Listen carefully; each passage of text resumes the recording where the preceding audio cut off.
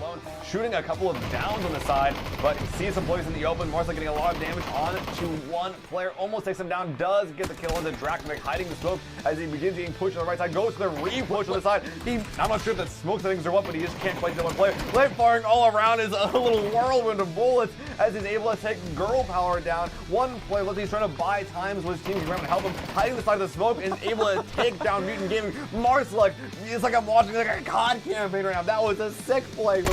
He takes a lot of damage from Ivis on the retake as well, but there's so many players barely getting back into cover. But I think he got shot in the back by Marcelic from Bonzo team, who, while this fight is going on, Player One Esports did not finish this fight fast enough, and now they're getting third party by Bonzo, who are making magic. As I'm saying that, Teletubbies finishing the partner on the south side. Is able to take on by Winsy. This is looking to be their game. Oh my god, Snip was sneaking around from behind. I can't believe what's going on. He took on 3 players, tries to go for a flush in the 4th, but the zone coming in, he's gonna get all these kills. That's nuts for Teletubbies. Snip.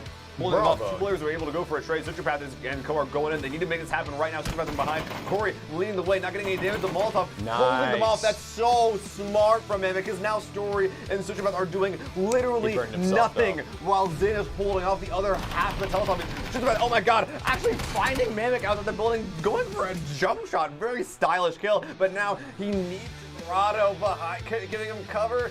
Oh, weaving left, weaving right. This is bad mannered right here. Phobes didn't turn Don't around stop from moving, that frag. Phobes. He needs to, he's even jumping around, getting in his car, the spray down starts, and Phobes turns on him. Good job, Phobes! But no, they kill stolen Chroma!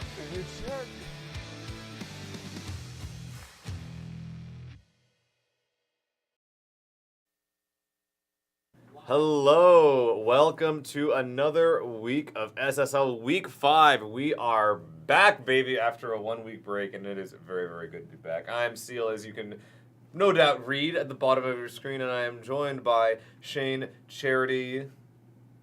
Shufflebond. There it is, Shufflebond. that sounds a lot simpler than it actually is. It's Schiefelbein, actually, just in case you guys couldn't hear the sarcasm of the joke there. It's Schiefelbein, it's Schiefelbein, or it's Schiefelbein. Either way, I've heard it all, like, Western. 100%.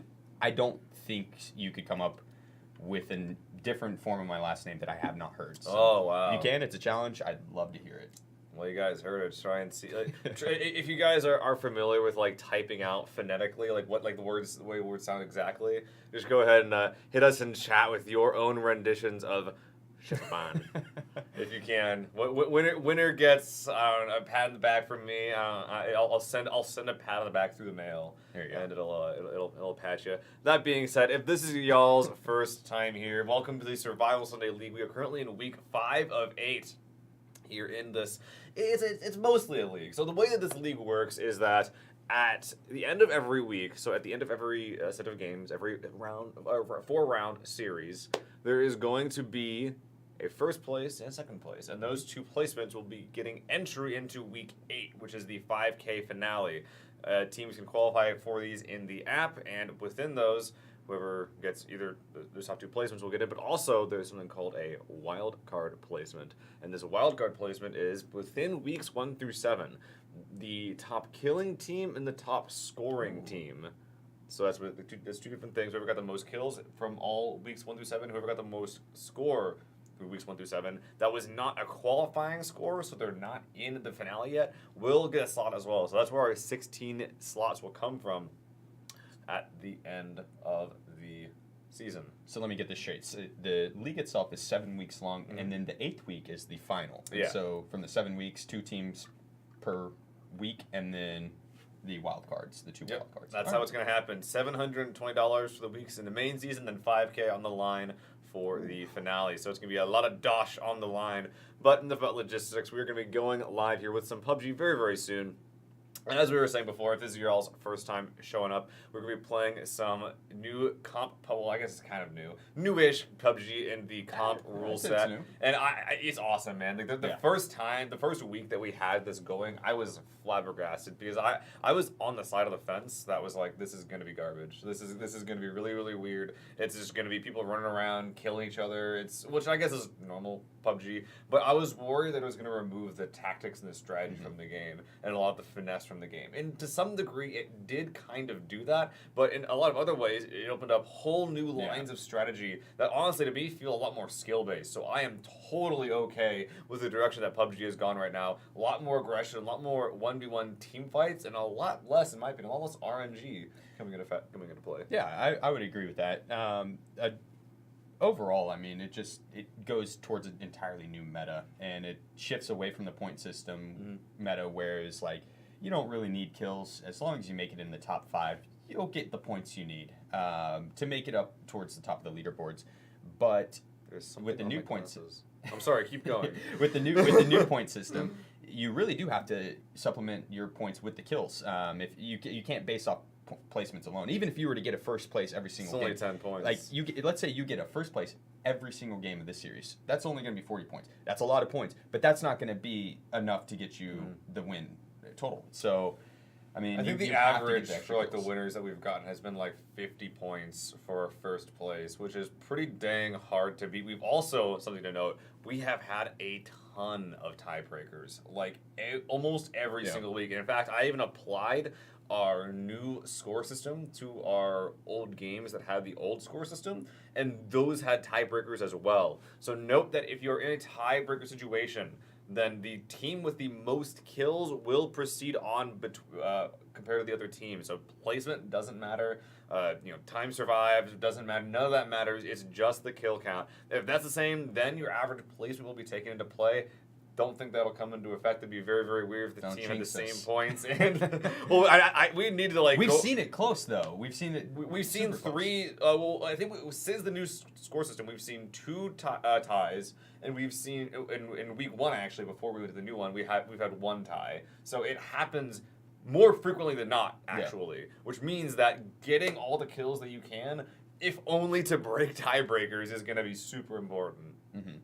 And I like the way that's taken into account because, like I said, the new point system, it's all about kills. Like, I think it's 65% of the points available each game are kill-based. And so... That's some numbers for you. Yeah, there you go. 65%. And fun fact, on the old scoring system, it was 30% for kills. Yeah, that so does it's seem like really literally weird. Almost quite the exact opposite. Yeah. Because when it comes to PUBG, what do you really gain by killing someone?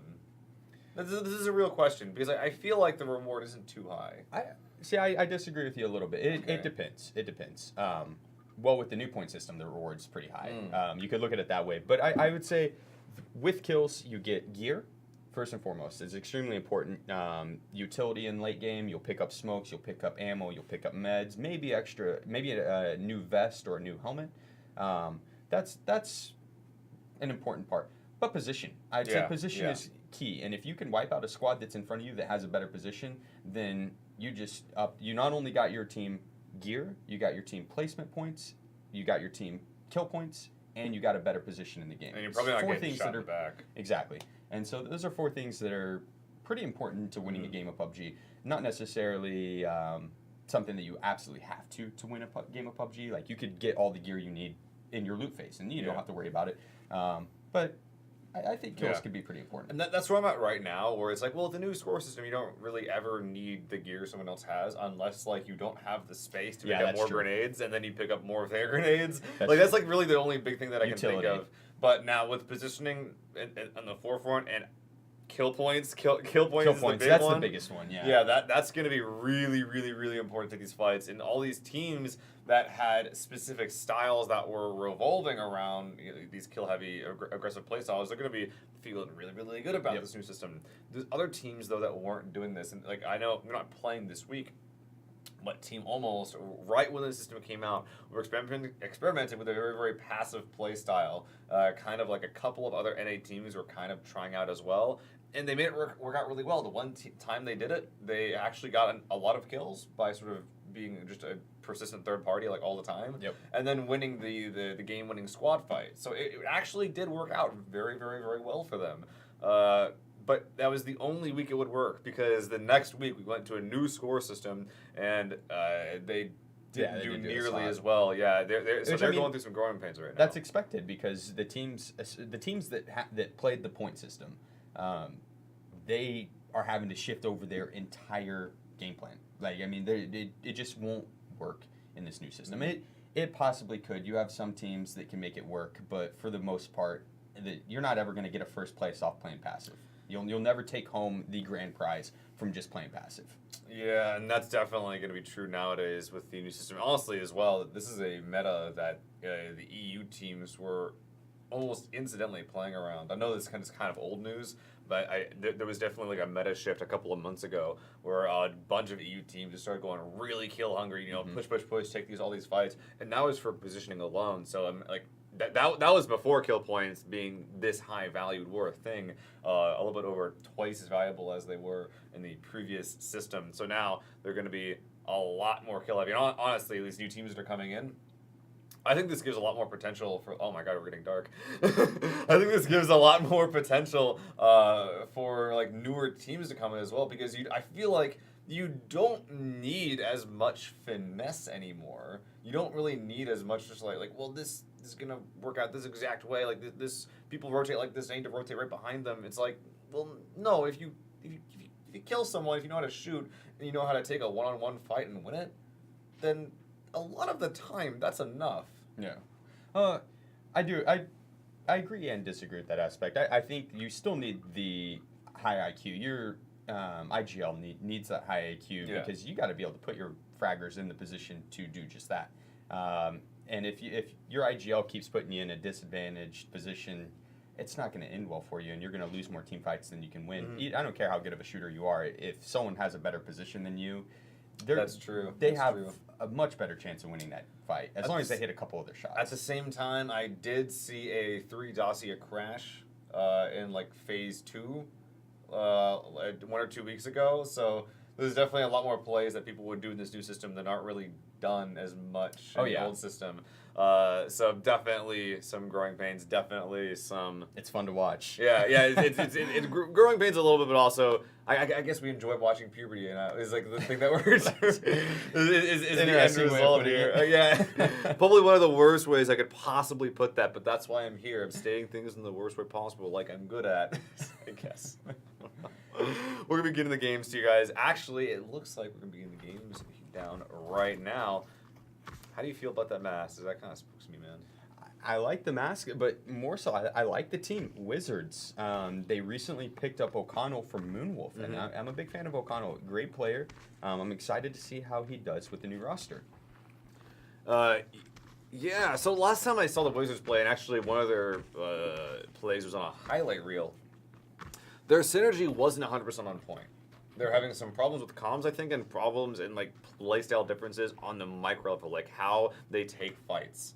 So I hope that they have fixed that today and moving onward, because this is, I believe, O'Connell's new team from Moonwolf. And Moonwolf, a very, very aggressive team. O'Connell, in fact, was one of the sources of that sort of stress that they were having, which was he wanted to be really aggressive during team fights. And his teammates were like, let's play a little bit passive, let's get some reses, let's see if we can like play this a little slower.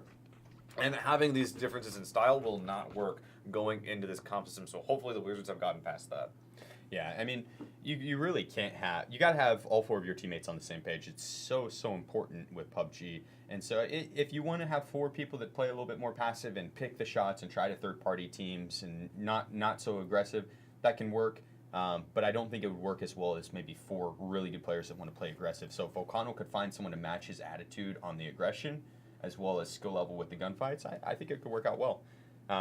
Overall, this playing path, it's not bad. I like it as far as some of the more dominant drops. People will still be able to reach Rozhawk, Pachinki, Yasnaya, but South George and a lot of the West Coast, Gatka, Primorsk, not going to be accessible unless you want to go for a long drive. And with the new circle settings, teams aren't going to have enough time to do that. Oh, you yeah. really need to land and loot because you got maybe 3 or 4 minutes of loot time, and then you got to get going. You also don't really need to as much at the same time, exactly. though. Like I know that you're mentioning that you just kind of go for garbage compounds. Or at least you did 2 weeks ago. That has probably changed since then. But you don't. And this is one of the big things I was talking about with the meta, which is I feel like there's less of a need for teams to claim specific cities, because not only is there less incentive to fight in these cities, with there being less loot to fight over, but also you don't need as much terrain. You don't need as much real estate to loot to become kitted, to become comfortable to take a fight. So there's going to be probably a little bit less fighting in the 1 to 2 minute looting phase that we now have, and a lot more fights after that once you look. And as I say that, though, we do have a situation breaking out here in school. I heard some shots break up. I think it's just someone. It's just who is that? The player with Dawad to the west here. Okay, I don't actually recognize this player. NGS Kings, who was firing a revolver at parachutes, I think. Yeah. Oh, wait, what's going on here? The 2v3 inside Deadman sound. Both these teams probably tried to land for a vehicle, weren't able to find anything. So now I don't think he had a gun to defend himself, unfortunately. Didn't have much. That fur coat does not protect bullets, sadly, and so it will be Platinum getting knocked first, leaving Platinum all alone. I meant to say Singularity, as is this team name, I believe, and Platinum. Only having a Saiga means he pretty much is forced to play defensively. And I even see Scrappy go into the warehouse to punch out his teammate. That is a very, very rough thing to witness. And he couldn't stop that solely because of the gun that he had. Even with the high loot settings, sometimes you just don't get the right weapons. Yeah, and I mean... Oh God, Scrappy. Oh no, Scrappy. Oh God. Has he not been told? Oh my God, he just juked under the window. The quick prone swan dive strats coming in from COD now here in PUBG. Gonna be running back into the warehouse. I'm surprised he hasn't been able to find a gun in this entire compound yet. Catfish, I think he had a barrel and a Saga trying to stun in, but at the same time, there's no real rush for Merkham anymore. That's gonna be the team in gray. As I say that though, Navier going in with the Vector, he's gonna want to be careful as this player does have a Saga one shot. Canadell, he backs off.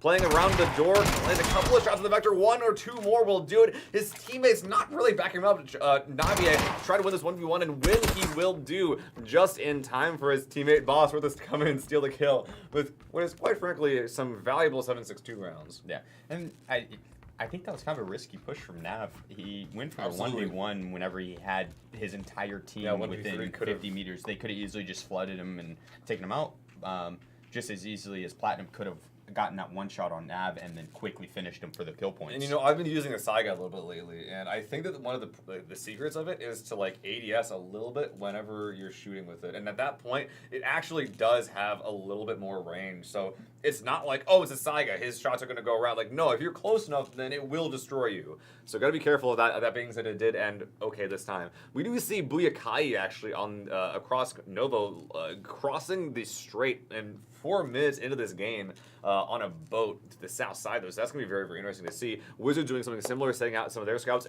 Evasion as well, scouting for his team.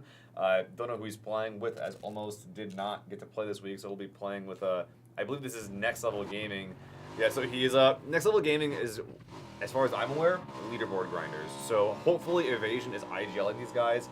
It looks like he is right now because he's like sort of setting himself off early because he realizes that he needs that good early position. I'm looking forward to seeing how NLG can do with Evasion at the helm here. Yeah, and I think you're right with the leaderboard grinders. If I'm not mistaken, LL Stress a couple seasons back, he was rank 1 for a while. Really? So, yeah, he is quite the leaderboard grinder. Great player.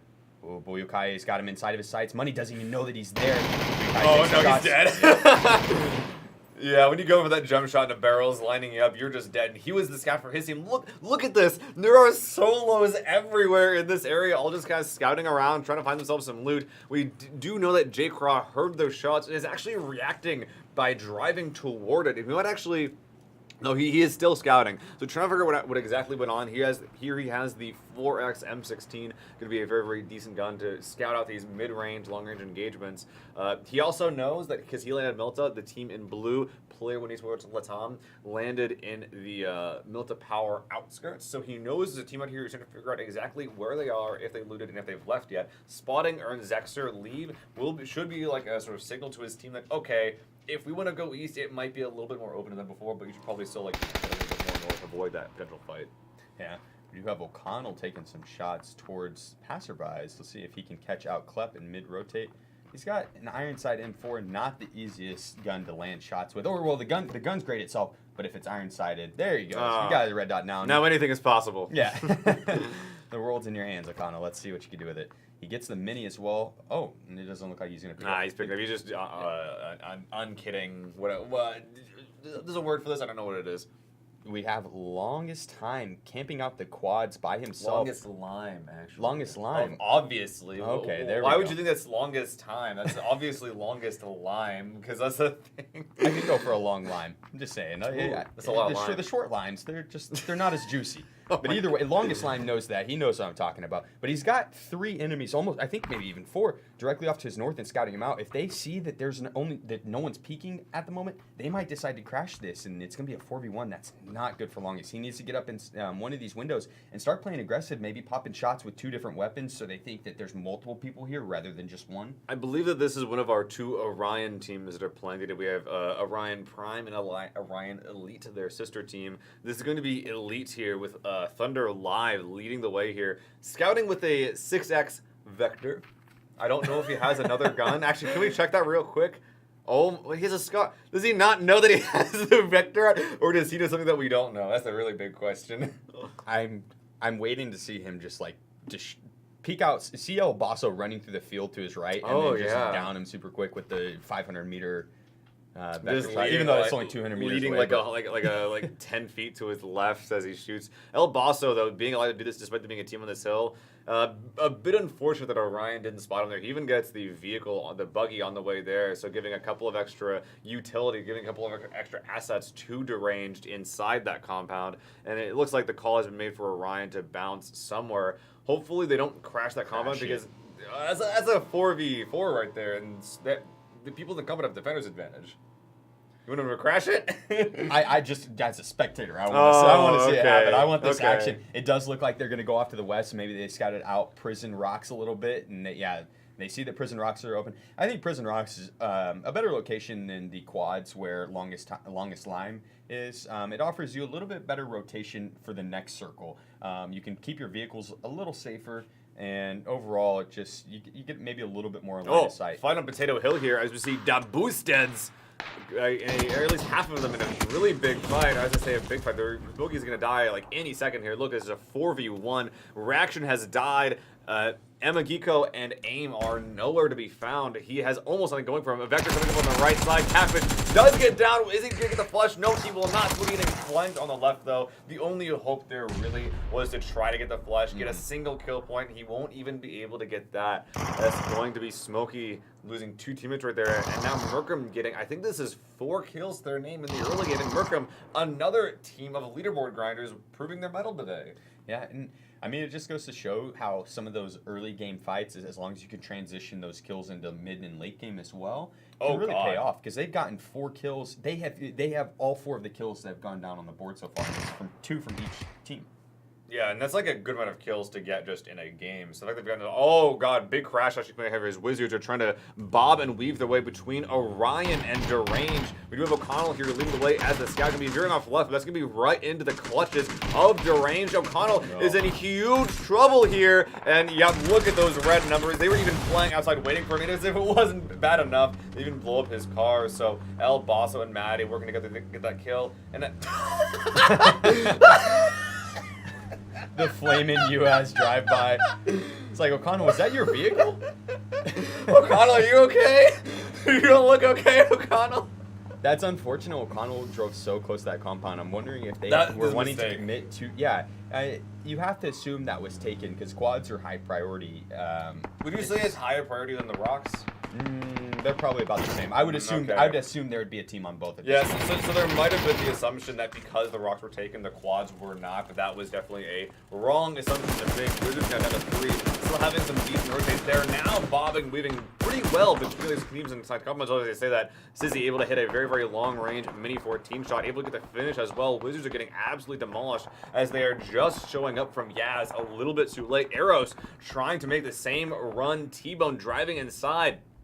as a 4th or 5th team approaching Milton Big are trying to shoot them in the back. We do have these teams showing up, and Eros and T-Bone able to make it inside the quote-unquote safety, but IG Sangal, or at least half of IG Sangal, are already here. We see on the minimap with Uno to the far southwest, however, that not all of Sangal is here. There is a chance for Wizards to take this, although as I say that, they're just running in. They also assume that this is untaken, and they're going to get the ball. You're looking at 2 of them. This is just really greedy from the Wizards, man. It is a little harder to see inside that, inside small power there. When you're running inside, I'll give it to them. I don't blame that, but I blame them going for that in the first place, like this late. Like, at this point, if you're like at this point in the zone and you're showing up this late in phase 2, then you gotta say like, okay, there's like a dip next to a radio tower in the middle of the field, and that's all you can get. The fact that they tried to get Milta small at this point and still send it after losing a player on rotation is exceedingly greedy, and they will get punished for it by getting knocked out in 16th. That is all she wrote for Wizards. That was a team that I was excited to see play. Me too. Maybe they still have some kinks that they need to work out, or maybe it was just an off game, game 1, and so hopefully we see him show up in game 2. We'll see. They definitely need to do something better than 16th, obviously. So another team that's in a hard spot is going to be AIM and Magico off to the far east. They're playing a very, very unpopular dip. Unpopular because you can't really do much from there besides hope you don't get crashed. If you peek out in one direction, every other direction can see you. Exactly. They also lost half their team and their car, so if they have to move at all, they're going to die. I'm going to be very, very curious to see how far these players get in the game, because while I said that you can't do much from it, it's also so unpopular that it's kind of hard to kill people that are in here, because it's hard to just contest it. You might be able to catch out some rotations, but realistically, you're not going to pick up very many kills here. They lost too early. This is Smoking Reaction's team. We saw them die on Potato Hill earlier, and so them as a duo taking this dip, I can kind of see the thought process. I like it. Yeah, because they're not going to be able to hold down a dominant compound. First they came into the circle late, so them taking that dip is so much better than trying to go take small power. And look at the zone. Like, they'll almost never have to move here, which is pretty good for them. And meanwhile, all these other guys at the edge are going to have to fight for it to even break their way. And look at Lumberyard right now. There's 3 teams inside of it with Nalan and Navia from Merkham getting really, really close. Will Merkham be able to continue their push here? He doesn't see Orion right over this hill. And trust me, they know that Merkham is here. They are making so much noise. But look at this Singulator driving on by. They're just like, oh, there's a team in a car, but they're going to be a little bit too late. Not going to be able to contest that. And look, even Orion getting shot in the back, they actually will panic and shoot at a 3rd team. That is going to be Merkham. And look at this Navier turning on Dathan. Not going to be able to get that kill, but Bosworth in the meantime will get taken down by a frag, a beautiful frag from Klep 8. Smokes are out trying to help him out, but Smokes will not stop the barrage of frag grenades. Merkham trying to respond with their own. That one... I thought it was good. If that was a launch from like a cannon instead of his arm, it might have gotten some better work done, but it will not happen. That being said, Orion having a very, very hard time pushing due to the other team inside Lumberyard. Klep, though, looking like he wants to make something happen. Danon as well, going around the right side, going around the west side, helping Klep with his push potentially. But at this point, a lot of the pressure they originally had with that knock is now kind of moot. And even as a couple of Molotovs come on by, like, you know, Merkham's saying, don't push us. We're ready for you. And if you come at us, then we're going to be in these combos. We're going to be in hard cover. We're ready to take you out. That being said, these guys aren't in zone. So they will be pressured to make a decision soon. Yeah, both of these teams are likely going to try and take the same position right on that eastern side inside circle. And so they're going to have to fight each other sooner or later. Bosworth does get the knock on Danon on the start, so now it's in favor of Merkham. It's really hard for Merkham to get a push. And look at this, the trade from Milan onto Scrappy. Looks like the left side is actually a pretty big hotspot here, as a lot of shots are being exchanged onto that flank here. The right side a lot colder right now, but that might change soon as Catfish is wrapping on the right side. Bosworth going for a res, but no trade is happening as Klep is not in position to get Milan up. Now, Catfish wrapping around his west side of the rocks. Doesn't actually know where these players are at, though. They're not making much noise, but now he does look over there. He hears Damon moving around, but he hears them backing off. So buying some valuable information by playing close, playing that audio, hearing that all of Orion is going to be wrapping east towards zone, which is their time to leave as well. And then if Danon and friends decide to wrap up north, they're going to be pushing into 2 different teams that are already fighting, and maybe 3 different teams that are already fighting, so they need to push through Merkham here. Navier putting out some superb covering fire for his team, getting a knock and a kill. Now Milan has been spotted here. The 3x barrel spray. He's not going to be getting that kill, but he certainly tried. Thunder as well going to be going down at the assistance of the zone. definitely good for Cloud to secure that kill onto the, or for Scrappy to secure that kill, because if they didn't get that, the blue zone would claim that. It's not a kill point for Merkham. One more kill is all they need, but they are now getting third-partied by a team to their southeast. That's going to be longest line, but at the end of the day, it will be Orion Elite going down in 15th place. But while it was going on, a big fight occurring between the other Orion team and Bonzo team. And I mean, and then they're getting third-partied by OL as well, right off to the east. See that. So this is such a strong position to hold because you're high ground on everything. But at the same time, I mean, with that reason alone, you have 4 or 5 different Dirty teams duking it out. Zin is in a really interesting spot right now. I think that it's best if he just doesn't do any. Oh goodness, the shots come out and just as he dropped down. Oh no, the problem was that he didn't drop off the roof. He only went to the low ground of the rooftop and was able to get punished for that. So spotting him out, Outlaws will now have a very clean third-party attempt here. Pickles going for the third party, only landing a body shot. Oh, doesn't get it. It will be actually, I think it was Catfish from Merkham across the lumberyard that was able to claim that kill. And now, like, look at this, Merkham actually re-entering the lumberyard, getting punished as they lose a player from some long-range shots by a different team. Looks like this fight is happening a lot slower than I would have predicted. I would have expected Outlaw to play this a lot faster, but I think that because they heard Merkham here, they're a lot more cautious in saying, wait, what exactly is going on? We know there's a fight happening to the north, but how many people are down here? Merkham already sporting 8 kills, doing a great job this game. Yeah, I mean, that already is better than second place. That's enough. Points. Yeah, they could die right here and that would be okay. Yep, 100%. They'd probably finish in the top 5 if they died right here. Oh, nice shots, Navia. This guy, he's hit body. Some... Did you see a body fall off the rooftop? I did, yeah. I want to say it was the previous player that was on the roof and died up there. But, yeah, Zin. It's unfortunate. Nadia, great shots though, coming out with the SKS. Dude, that was good game sense. Like, Tickles was going for a flank, and he was immediately checking for that. Like, that was really good. Catfish is going to be going down now as well, and as it's going on, Outlaw is still covering Rajku, but demolishing Bonzo team as they came from the north. So Outlaw not walking away with as many kills as they could have if they just went YOLO, but still, they're up with 4. They've gotten a couple of kills, and now they're allowed to leave Lumberyard safely. And that's really all you can ask for when you go Lumberyard, because that place is a crapshoot for sure. Yep, and they're about to spot out Lethal and pick up another kill as well. I mean, he's a lone solo. They might. Within 50 meters of him. We'll see. He's on the rocks, right up over the ridge, so he does have line of sight on him. But if they breach up over that ridge at all, he will be spotted out immediately. If he runs too close to him, he's going to be hurt. Oh, he sees him. None of them were looking his direction. Nope. Although the problem is that he's not gonna be in zone here where he's wrapping. If he goes a little bit downhill, that's where NLG in this compound is. So he almost has no solutions other than to try and sneak it out and crawl his way in. At the same time, though, you gotta remember with kill points, there's not much value in snaking your way in for placement. What you really want to snake for is 1 or 2 kills in a fat ambush. If you can't get that, there's not much you're really fighting for as a solo player, because you're not gonna get that win. Especially if you're playing along the edge as a solo. I mean, if you're like Ryo's in here, or Bayuka. Yeah, there we go. They lost half their team at some point. Ooh, that's rough.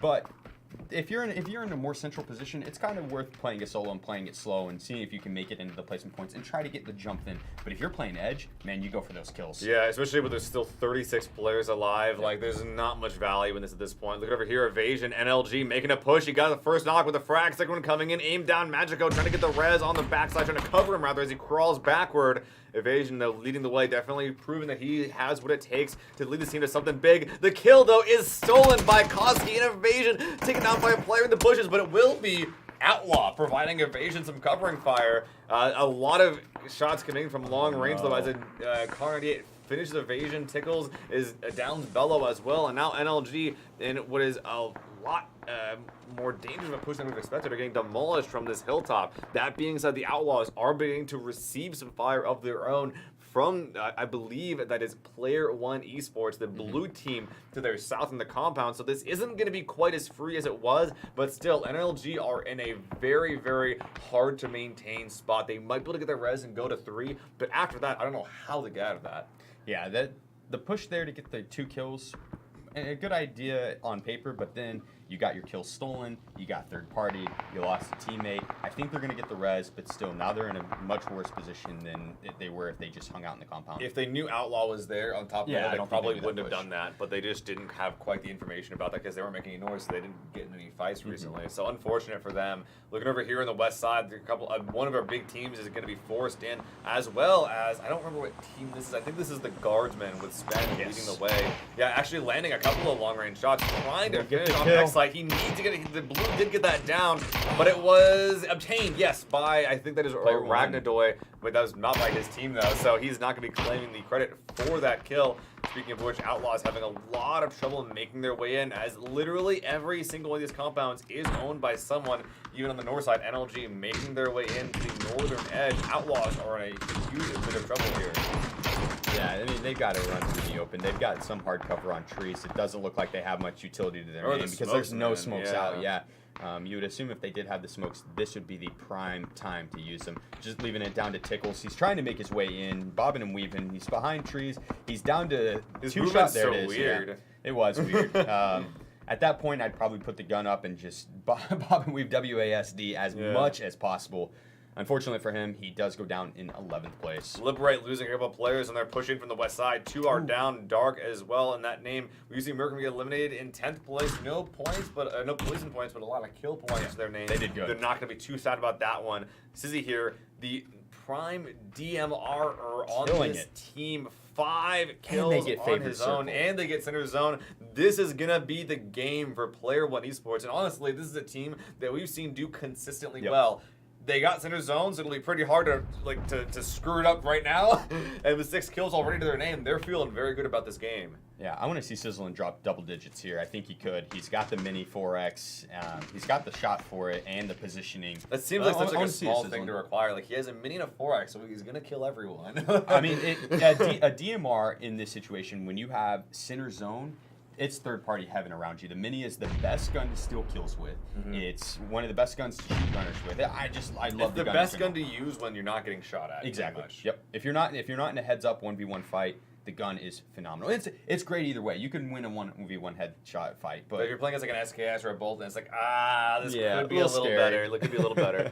Looking over here on the south side, somehow Liberate was able to hang on with 3 players up. That's a much better situation than they thought they would get in after being forced ran open field away from their compound. So huge props to them to be able to hold this. The south side popping off a little bit as well, as it appears to be only solos left on that side, with Panda teams trying to collect as many kills as they can. That's going to be the team in black, with Dawad leading the way there. Is El Basso with Longest Lime as well? Are we seeing a 2-1 split? Is that deranged? I don't think it is. I don't think it is. Okay, just sharing the same team color. My bad. No, I was curious. I was just asking. I'm liking the split from these teams, though. They're able to make it inside this circle. Bello is still alive. Caster's Curse. There you go, Rag getting the headshot onto Bello. That eliminates him in 8th place. So he does get placement points from this game. Only 1, but it's still a point nonetheless. Oh, actually, that was the same team, so that was my mistake right there with Magister Z able to get the kill onto El Basso. Panda team cleaning up the southeast side, able to get to some high ground, able to get to a little bit of hard cover there on the southeastern edge. Have been spotted by Merkham, but Merkham needs to be, that's not Merkham, that's going to be free agents actually on the south side of this compound, sharing it right now with IG Sangal. And after shooting some shots, Koski and Buyakai are still not coming to investigate. It looks like they are content to share this spot, this very, very, very cheeky spot between the pipes and the wall here. I didn't even know this existed. Yeah, it's likely not going to be in next circle either, so they're going to have to fight their way in. They've made it into the placement points. Now is where you need to start wrecking. Yeah, yep, 100%. But it depends on this next circle. It could shift back to them, and then their spot is phenomenal for third partying. But if it shifts off them, man, that's a hard rotate and a run through a pretty open field. Well, maybe it won't. Maybe it'll hard shift to the far east. But look over here, Liberate going up against the Guardsmen. Dustin Crust able to get the opening knock onto Maddie, and even gets the flush with no trades in sight. Rhino holding this angle, but once again, Dustin Crust, the peak and master, getting a lot of damage on. But Dark with the UMP getting 2 quick knocks, leaving only 1 player left out. The third party coming in, but no, it's actually going to be Craw able to get that kill, and Maddie trying to get whatever he can done. Lime at the close range, still trying to see what he can do, but Jay Craw forced back into the east side compound from the Guardsmen. last player for his team. They've gotten 7 kills, so once again, that is kind of the number where you're okay with going down there. Also made the placement, so Guardsman feeling pretty good about this, but now a huge 1v1 situation coming out here with Lime trying to trying to crawl his way into the west side of the zone. Gotta remember as well, he did have the Mark 14 one headshot. At that HP, could end it all for J. Carl. Yeah, I mean, he's almost in. He's so close. Longest line, that is. He just barely needs to crawl maybe another foot and he's in. And so he should be fine. Down to our top 5 team scenario here. We were starting to get into the actual placement points where 5th place, that's only 3, but I mean, that's still 4, 5, 6 as you go up. It's going to be a lot. Panda team here moving in from the east side. They're able to get in here uncontested. That is huge. They spot. Actually, they didn't spot free agents moving across the field. Dawad looking away at just the wrong time, and they're able to make it a hard cover. And now Dawad realizes there's other teams here. Frags getting prepped here by free agents, landing very close to Dawad. He's trying to crawl away. Will not be damaged too much by that, but will get pinged by it. His other teammates as well in the far southeast, not actually helping him with his fight right now. They are actually still playing on these, playing with the dossiers they've had this entire game. They might be able to ditch them. They're trying to find these proning players. I feel like if Penny Team peeks far enough, they will be able to see Expo and Co. And now they do finally begin peeking Magister Z, taking down X Evolution, and now Black, the only one left alive from the free agents, popping a couple of smoke grenades, seeing if he can survive a little bit longer. But Dawad taking this time to play up a little bit on the high ground, trying to peek up a little bit more, trying to find this kill. But right now, hearing some shots on the high ground, trying to take down Sizzy from Player One Esports. Oh, the headshot ringing out. He does jump back down in the ditch just in time. Yeah. He's up to 7 kills now. Still, I believe Player One Esports, they have 4 up still. Black Heroes might even see him on the edge of the smoke. He does get spotted as he prones. No, Dawad, you see him, but his gun was on single. He got ambushed, and he still made it work. Dawad, you're the luckiest nerd alive.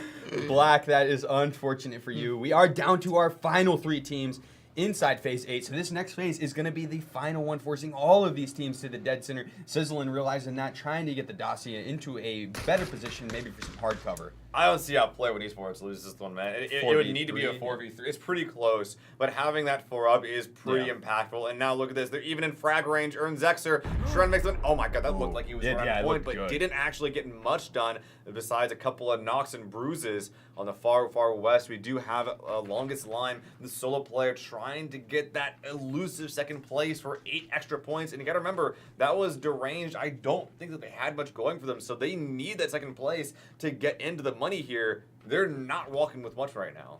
Yeah, I mean, they've got position. I'll give them They're that. They're very far from the 2 big teams. And Player One Esports, I think they have to leave this ridge line. I'm not sure if they're positioned. Well, they can wrap kind of where Sizzling is and play that very edge, but it's, I mean, it's Player not One the best Esports, spot. I think, has a better spot here. Is like the big story. Although, oh my god! But it doesn't even matter if you have an arm like that. Or Ragnadoy able to take down NG. Just running away. Yeah, he realized the push is coming. I am not getting fragged. But that is a really weird thing to do. Just run across an open field. I think he was going for a rock potential. But either way, he will be dying literally for free. Magister Z burning in the smoke, but that smoke is a pretty big indicator of where you probably are. Frag landing near him, hurting him a little bit. The second one is going to be landing him near him, stunning him, and at this point, this is like taking candy from a baby. Player One Esports running up W mouse 1, taking down Ragnadoy, and now Lime not nearby, playing in smoke, has secured second place, you know exactly where he is. He's on the left side of the smoke. Aaron Dexter doesn't see him quite yet, but he wants him to know that I am frustrated that you're over there. There it is. Died to zone. Good call from him. He realized he got his second place, and he didn't want to give out any more points to Player One Esports because, like you said, that would have been the freest kill, like taking candy from a baby. But 13 kills, first place finish for Player One Esports. Sizzling, not able to hit the double digits, but still put up a hell of a game. 8 kills, 5 going to Rag as well. Harold and Earns there for the support. Hey, if I had to guess, they put up a good amount of damage. Yeah. That team was in such a phenomenal spot the entire game to put out damage, and so that is one stat that I wish showed up on that kill card. Because seeing some of the 0 kills is like, oh well, what were you doing today, Zexer? It's like, well, I had some damage. Like, I got some reses. I had smoke grenades. Like I was helping. He clicks back on the replay. There's like 10 headshots, 1,000 damage, 0 kills. He shoots him in the foot, and he's just like. Hey, I got another kill. Oh my god. See how much work I'm putting in, guys? Yeah. Oh, it feels good with the mini, not have to do any damage, just shoot him once, and then he just Right. dies. This gun's busted, man. Anyway, that will be Player One Esports Latin America taking home Game 1 with 23 points, an important position that was obtained by Lime as well, as they only got, I think it was maybe 3 kills? So 3 kills plus the 8 placement points, that's 11 points. 6. So not 9 points. Oh, okay, I thought it was 8, my bad. Yeah, So you would think, but yeah, 10 for first, 6 for second. And then it goes down 5, 4, 3, 2, 1, 1.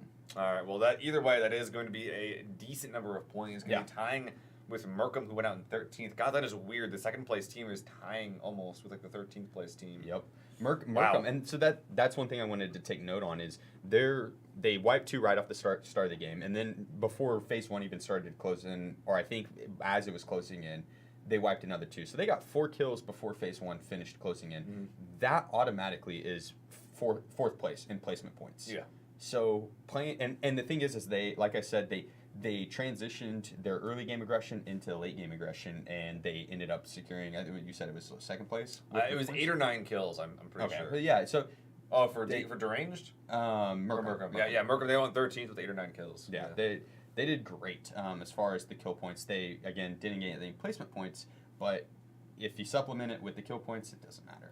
Yeah, so definitely 2 big strides coming in. Also, you can't forget that Merkham, they did get fed in the beginning. Like, they got essentially 2 free kills. That's fair. 3-2 compound drop. At least 1 free kill by just having a player having 0 weapons running away into a compound. In a compound that you wouldn't expect 2 players to drop there on one team. You definitely wouldn't expect 3 players to drop there on another team. So that was a situation I don't think that anyone wanted to be a part of. But hey, Merkham will take the free kills if you're going to give them to them. Definitely a very, very good start for them, but we'll be seeing if they can actually push that forward. Another team I want to see if they can do well is going to be Next Level Gaming. With Evasion, they looked like they had a decent thing going, but, you know, Evasion, he's a good player, but he's not like the biggest brain IGL. He's not capable of carrying a team all on his own just with strats. He needs backup. He needs other teammates to help him. That's nothing against him, but he's just not top 1 NA in the world. So he's going to need some backup from his team. And hopefully they'll be able to make something happen here in games 2 through 4. Yeah, their push into the dip was a little too high risk, high reward. You do have 2 free points sitting in front of you. Not necessarily free.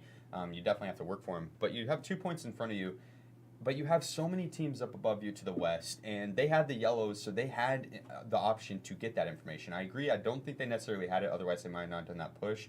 But the second they run across that road, they're opening themselves up to 2 or 3 different teams. Yeah. And sometimes you just have to weigh the positives and the negatives, and I think the negatives outweighed the positives there because they could have eventually worked their way south as a 4-man and made it to the next compound in, and then they stand a chance of taking out Player One Esports, or at least not allowing Player One to control that entire north side. Yeah, and they actually did make it there, at least 1 or 2 players I think one, Bello did. But if that was 4 players, that's a very different game. Player One Esports is suddenly not allowed to play on that ridgeline against Panda Team, for example. Yep. So that alone is huge. Very, very interesting to see how that worked out. Like you said, Player One Esports just taking control of that game, definitely abusing how other teams. You know how many characters are in the password? No. Looking over here at the point total, there it will be Player One Esports doubling up, but beyond that, like you were saying, a very, very even spread between the rest of our players today, and that's what you want to see. First place getting a big boost, but beyond that, every other team pretty much still in the running. Very, very rough day for Singularity, Boosted, Orion, Elite, and the Wizards. We'll be seeing if they can do it. I'm especially looking at the Wizards, but quite frankly, I don't really have high hopes for them at this point. Because like what they did was like that's like indicative to me of like, are you even scrimming? Yeah, like so my only complaint was with their rotation and the fact that with that circle, you have to assume that the high priority locations, Prison Hill, as well as the quads, as well as Small Power, as well as the yellows to the west of Small Power, are all going to be taken, and they're going to be taken quick. So unless you're one of the teams that not only looted close to those locations, but also left early in your loot phase, you're probably not going to be able to secure that. And not only did they drive directly next to quads, which you have to assume are taken, they lost a player there. Then they went further down, and they decided to crash into Small Power. if you're gonna do a crash there, big power is the way to go. There's so much real estate so. on big power that there's no possible way one team can hold it down. And if you crash it as a 4-man, you might get unlucky and you might run into the 1 or 2 4-man teams that are there. There was one on the south side. They but eventually we have made the it observer. there. But yeah, so the thing is Wizards could have easily driven in, taken the north side, and then the team that was in the south side, I think they ended up making a pretty good position into late game. I think that was free agents, yeah. Yeah, and so either way, I think big power definitely would have been the play, just because you can assume big power isn't fully taken. Maybe one team, but you have to assume small power is. I mean, there's a couple of dips like outside Milta Small that like, is even potentially a good spot. Like I think at the point the basic idea is that you're not going to get what you want. Exactly. That's the basic idea. You'd have to late. leave so much earlier than yeah, and there's a time, and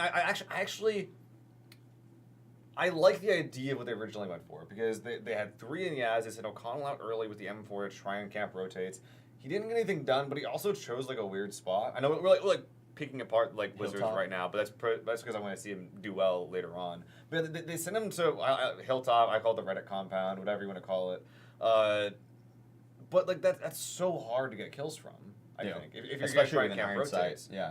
Well, even on your own, like if they have, like the only thing that you could kill is if like a buggy drives under you, like a Dacia and a UAZ probably have overhead cover. The bike, good luck hitting that at that speed, that far away. A buggy, yeah, you could hit the tires. Yeah, and then it spins out, then you eventually get that kill. But it's like if you're setting someone out so early for such a small reward, like at that point, I feel like you do what a lot of other teams are doing and send out that 1-man scout, or you send out a rotation camp at a more like popular spot.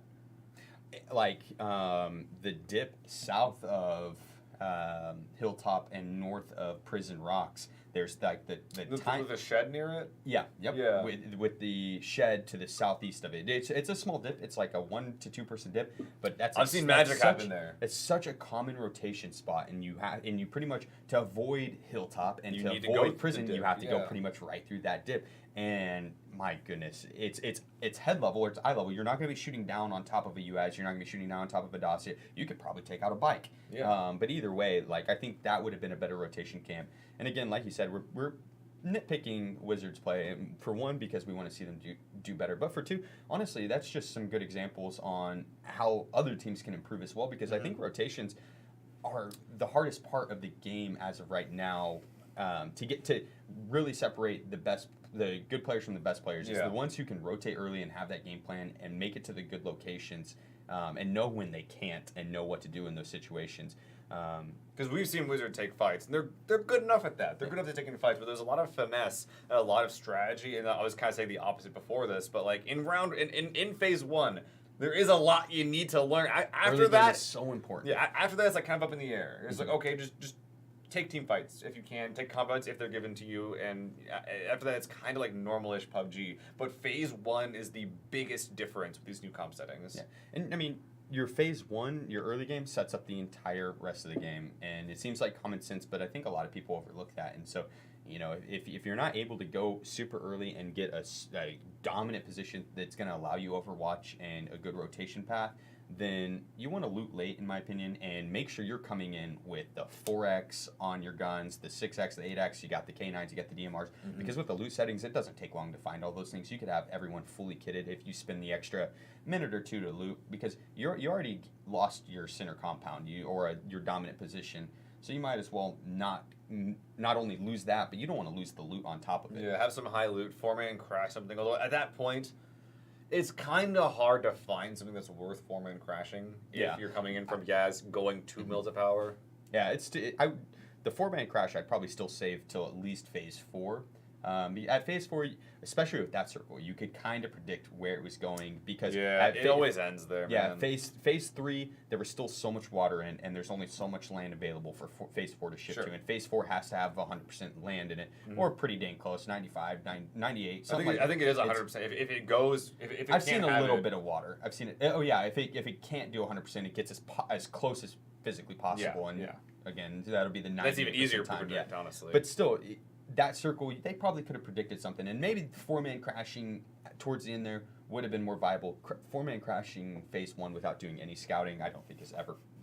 That should never really be a part of anyone's game plan. Yeah. Unless unless you know this team goes, they start looting here, like Moonwolf. Like O'Connell, let's say they're playing against each other. He knows their strategies. He knows Moonwolf loots in Milta. Do they still do that? Do they still do that actually? Because that was in previous settings. They might not. That's a good point. Yeah. But just as an example. Knowing exactly where that team loots and then where they prioritize. If that's a team that you think you can. And then you would have hot drop or you win team fight to the points, or if they're in first place, you're just like, I want to be in first place. I'm gonna take those guys out. Looking over here, though, it looks like we're going to be going into game 2, going into NA Miramar, our last game of the first half. Looking back at that first game, Player One Esports did look quite strong, but they also got fed as heck. Yeah, I wanted to be alliterative there, but I don't think I'm allowed to say that. Both with Circle and Gear, I'd say. I mean, they all had their DMRs or their ARs. I mean, you didn't see the 6X on a Vector on any of them. Let's just say that. Listen, it was just one time. It was just one time. That is funny. This playing path, I wonder how that's going to work in some of these teams' favors, because that's cutting off a lot of the map. It does have Los Leones in. I think that we're gonna, if to avoid awkward early fights, we're probably gonna need to see a team drop in like Los Egos or Prison, something like that. I think at some point Prison got nerfed. I'm not sure. It feels that way. I never looted there. Never looted there. No. I used to be in my constant pub game repertoire, and I stopped going there because it sucked so much. Probably because no one went there, so they were just like, all right, let's put this loot somewhere else. And I was like, oh. We might see that either way with the loot settings jacked up to hell and back. It's probably going to have enough loot for someone if someone does decide to go there. But like you were saying, San Martin, Pozo, stop clapping. San Martin, Pozo, all these cities along the northern edge are not going to be accessible easily. And either way, it's going to be too late. And no one dropping Val Del Mar, no one going south. Hopefully NLG sees this and goes back for it, because there's a ton of free loot that no one's getting. We see this a lot on SSL sometimes, where people just don't press F early, and if they do, they're just like, okay, we need to get a car and drive to like Oasis or drive to Alcantara, something really off the beaten path. And it's just like, well, but if no one drops early, then you can drop early. Yeah, I mean, Evasion's going up for a vehicle towards Monty, but you see there's two other teams. And he sees them. He actually has another teammate to the northeast of them, so there's two teams splitting him and his teammate. Oh, God. Is this 4 teams in Los Leones? And there are 3 of them are landing on the north side. And I would be one of these teams if I was playing in this game, too. I would absolutely be one of these guys. So ID Sangal do what they normally do, landing on the west side, having one game on the high ground. But this is weird. Wizards taking a strat from Moonwolf's book, saying, Moonwolf isn't playing today? We can get Los Leones, O'Connell says. Oh boy, has he never been more wrong, as there are not only, I believe, to the southeast. Oh goodness, I forget that team.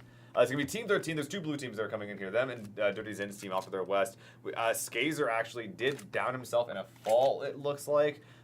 He will be needing to be res at some point, which is going to hurt their looting and probably will cause them to loot away from Wizards. But the Boosteds off to the southeast is going to be Team 13.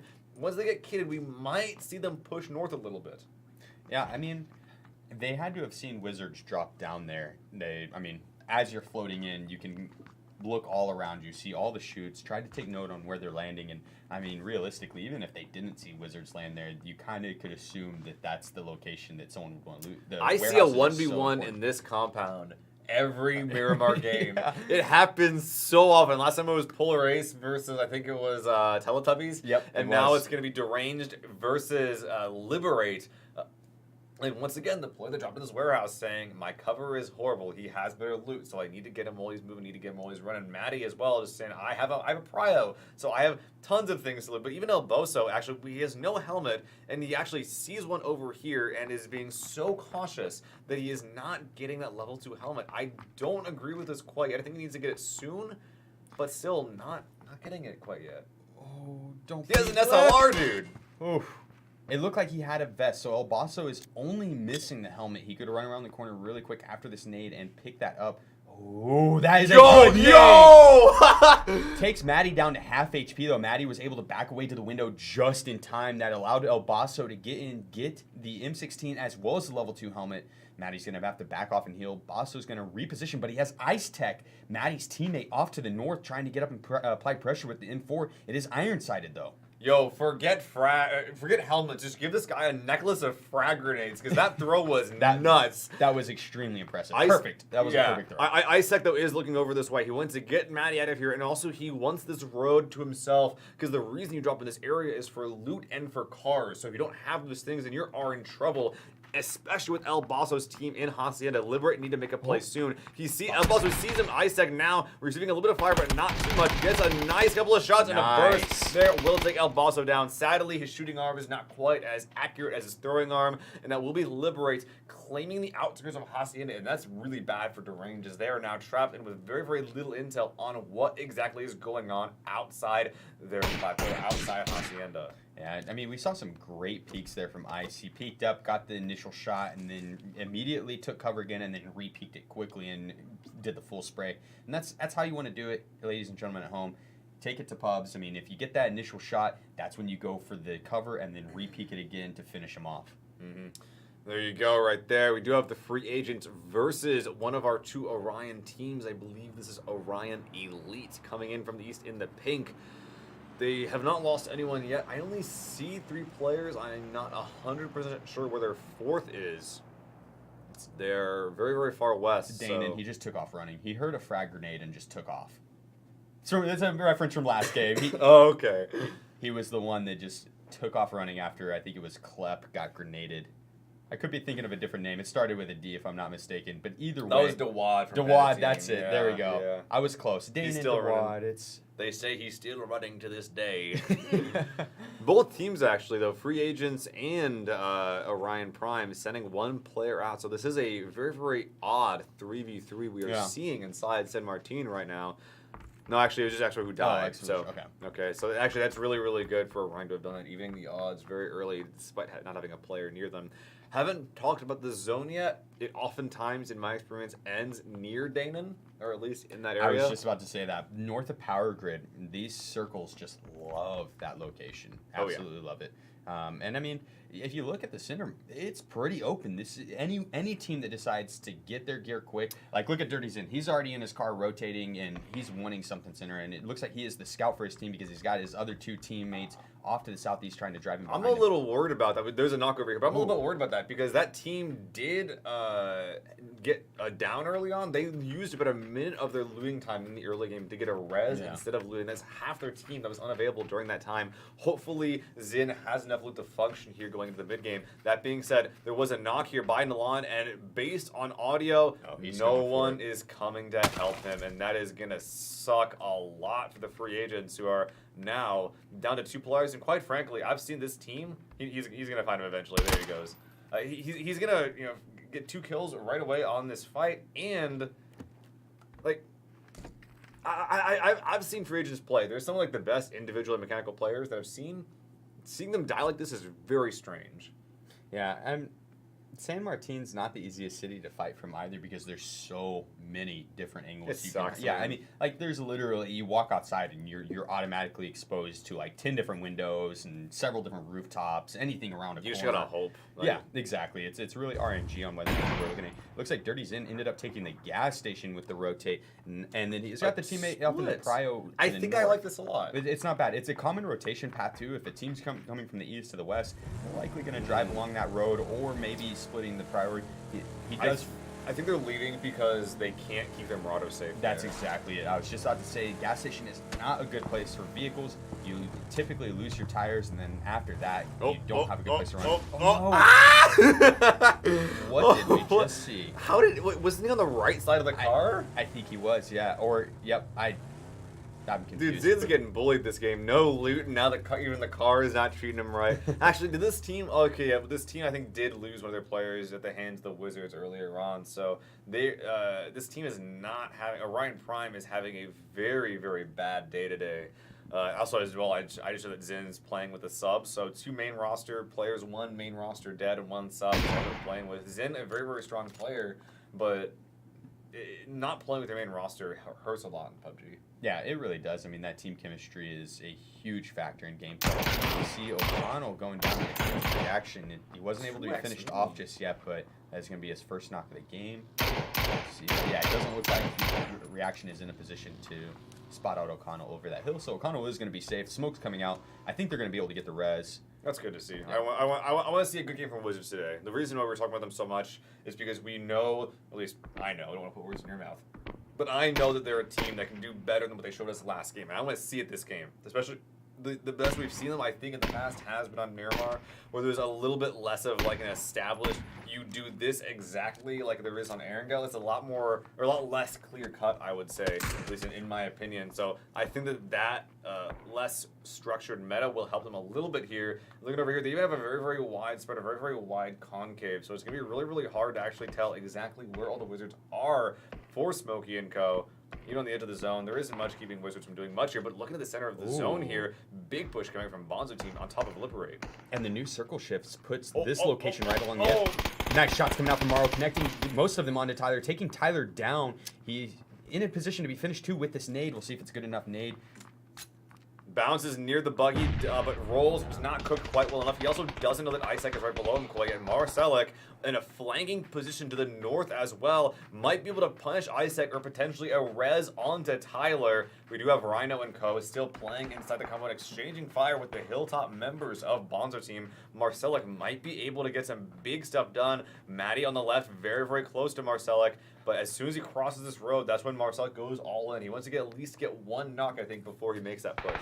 Yeah, there's great plays we're seeing from Bonzo team here. You get the initial knock, and now you're flooding in and surrounding them, taking them from all angles. Rocky getting real close here, right next to Maddie, calling out exactly where he is. Him and Marcelo could easily bully him into the ground, sees him in the little slit right there, tries to make a play, doesn't land any shots, realize that, but it was enough for Marcelic to get it down to Maddie. Raj, in the meantime, gets a knock onto Isaac, leaving only Rhino alive, trying to beat Morrow, and Morrow, with a couple of well-placed headshots on that M4 spray, will demolish Liberate. That was a textbook team fight for Bonzo team. I mean, you get the initial knock, like I was saying, and then just surround him and flood, and you get the second knock, the third knock, leaving just one. It's 4v1. That's your team fight. And 4 points going your way, eliminating a team 10 minutes in and securing yourself the kill points. And that's so huge. cool because I just interviewed Marcelic saying, we're a very aggressive team. I want guys that'll have my back when I make a push, and we want to make those pushes in the early game. And he also said that he was the flanker for his team. So he definitely did that to a T. Looking over here, Orion Prime, though, are getting crashed by Panda team, getting some high ground, getting some tricky angles. His teammates will take some pushes. The Zerdy Zen holding the high ground, taking some shots into Dewad, and a very cheeky angle. Zen doing some magic right now. NGS King and Amzi, excuse me, the nade. trying to come in here on the left side. The frag's coming out here. The frag. I thought Am was gonna run into it. Oh my god! If it went around that corner, that would have been destructive for Panda Team. But the flush is found by Zin, and now Panda Team running in with 2. The damage has already been done. They gotta make a decision. Do we take this fight or do we back off? A couple of smokes coming out from Zin, and it sort of teases a push that'll be coming out very soon from Orion Prime. Yeah, and you don't see people play the rooftops of this compound too often. That was so smart. Yeah, and so when you come in, you're looking towards the windows of all these shacks, but you're not really checking the rooftops, which is why Dirty Zen was allowed to get such good shots onto D-Wad. He is still trying to hold that rooftop while Skaska moving in on the right side, on the east side, seeing what he can get done. But Amzi spotting him out there, but this smoke from Zin allowing him to push up on the western rooftop. Skaxa saying, all right, I can do that too, right? But actually can't do it from there exactly. Zin playing into the smoke, getting really close. He sees the head of NSG. But being brought up here, he is going to be a thorn in the side of Panda Team. Amzi and NSG, they're even getting third party from Deranged now as a player enters Zin's building. Zin, he wants to kill him, but he can't quite find him, and peeking up. But the frag from Skaska taking NSG down, leaving only one player left alive. Trying to find him, but Amzi does down and finish Feller. I feel like Zin potentially could have stopped that if he just was in a better spot.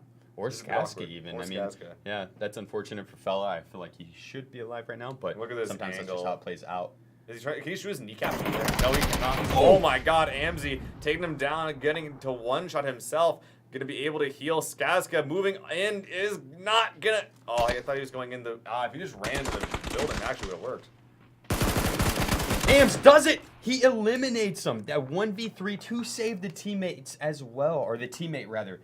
Great place from Ams there. Gives his team a placement and the kill points. And Sick play from him. He got all 3 of those kills play. too. NSG just being a punching bag the whole time. Great plays there from Panda. A little bit too slow, I think, as well from Orion. But like we were saying, they're working with subs, not working with the main roster. There's a bunch of issues that can happen from that. So I'm not too surprised to see them go out in that way. But looking over here, Outlaw is going to be making a perpendicular rotation with Lazy J and Ryozen cutting in between them. Lazy J actually dismounting and taking some shots here, but this is dangerous. They will easily get shot in the back. They need to end this fight right now. Free agents are in so much trouble. They did get tickles. The frag coming to potentially confirm that their tires are getting blown out. Ryozen's trying to confirm this. They do get 1 kill. Tickles down and out. Ryozen shooting him through the smoke, is taking some fire himself. The Car9 not ready. Spotting my seam on the left side, but restrained with a mini. Only needed to land 1 shot anywhere. And now Lazy J from the free agent saying, we bit off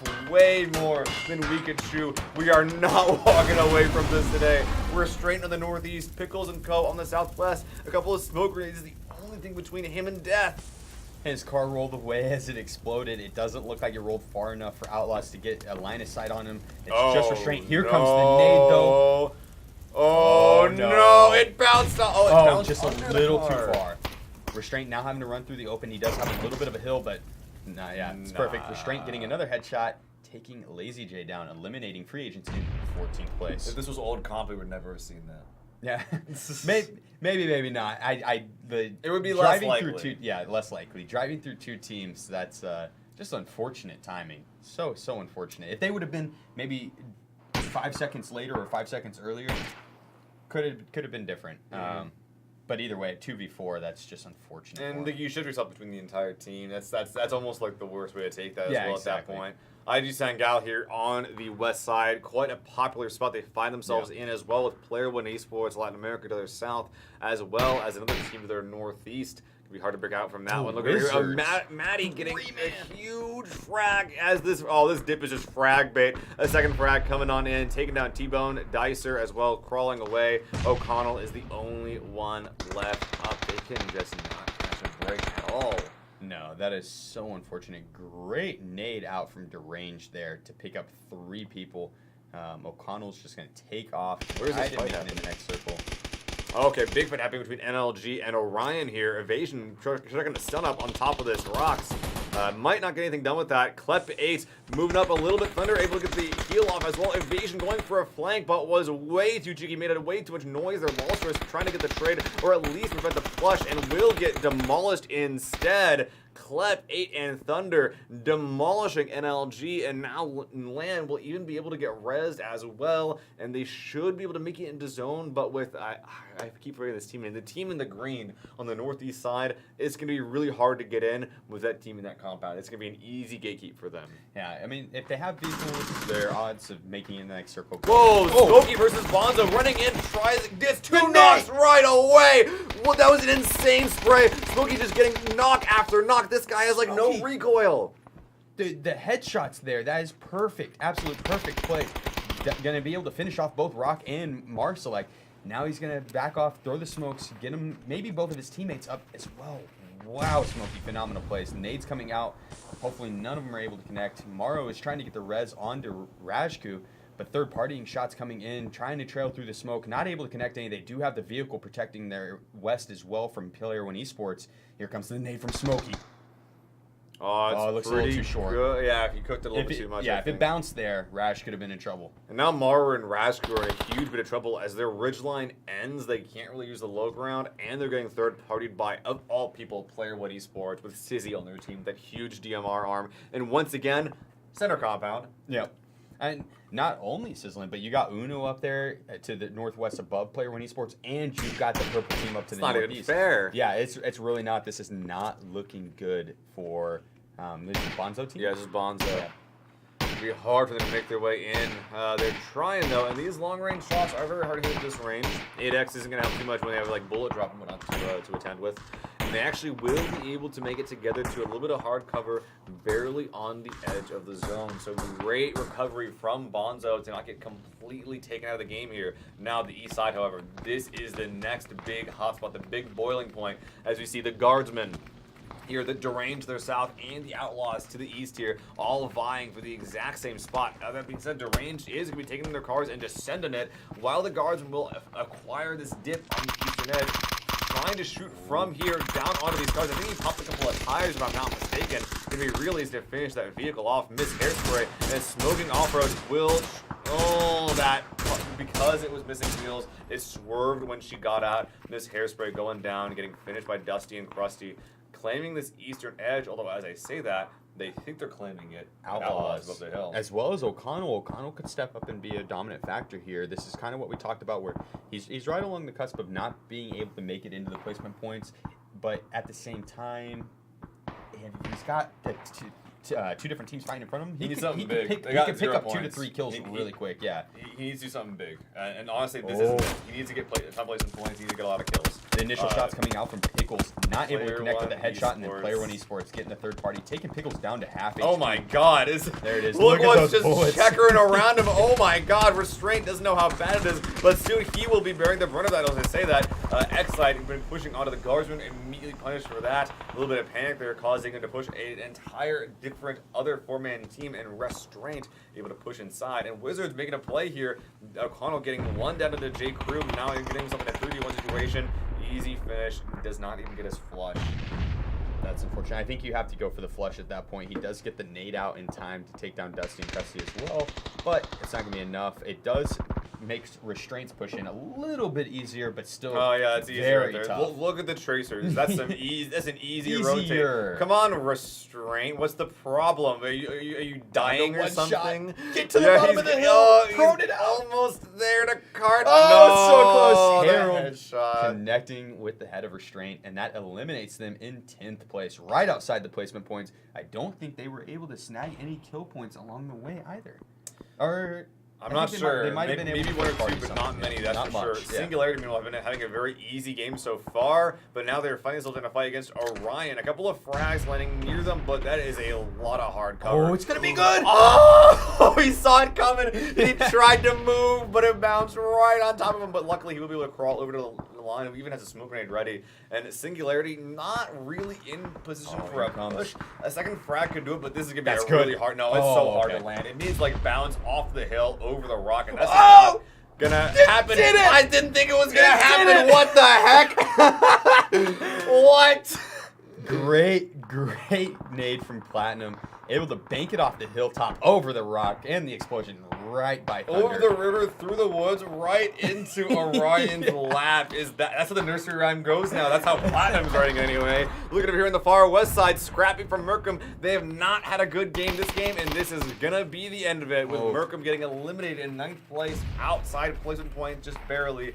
IG Sangal claiming the northwest edge of the zone with 5 kills to their name. They did not lose any players on rotation, and this is exactly how IG Sangal likes it. If the zone goes for them, if it goes northwest, they could just win this game right off the bat. They control like 30% of the circle right here. Yeah. Like that entire hilltop, which is arguably the most dominant position in the game at this point. Dominant It's position great if of they this get to circle. stay there. It sucks if they have to leave. I mean, realistically, their only threat is DT pushing up from their north.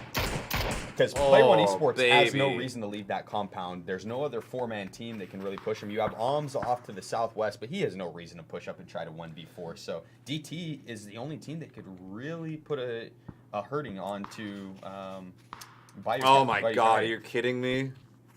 Are you kidding Player me? One Esports just loving these things. But this just goes to show how important Phase 1 is and taking a good position. That's true. Player One Esports managed to do that both Game 1 and 2. We'll see if it pays off for him here, because there's still teams that could potentially crash them. Morrow getting his head blown off. Rashku making his way to the low ground just barely. We could definitely saw that apprehension there, because he got headshot fast right there by the boosted. So he's going to be able to sneakily and stealthily make his way down to get that res, but oh no, Guardsman, who, by the way, huge props to the Guardsmen, this team in the pink right now, able to maintain their 4-man team going into the end game. I feel like to survive, though, they will need to kill Bond. The small ridgeline in front of them is the only real play they have right now, at least as long as Smokey and Magico are still alive. That being said, actually, there's a third player here with Reaction. That being said, it's going to be really hard to survive when the only cover you have for your entire squad is one rock that isn't in the zone.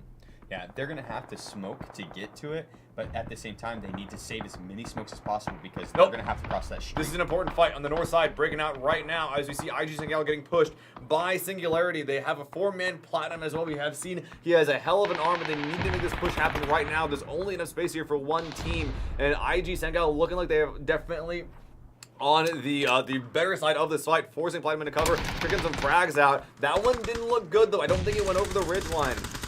And on the far left side, onto floor, will get down by Buick Kai, turning this into a very, very easy 4v2 for Sengal. The numbers definitely in their favor as Koski wins another peak battle. But look over here, Daniel Slow winning his own peak battle.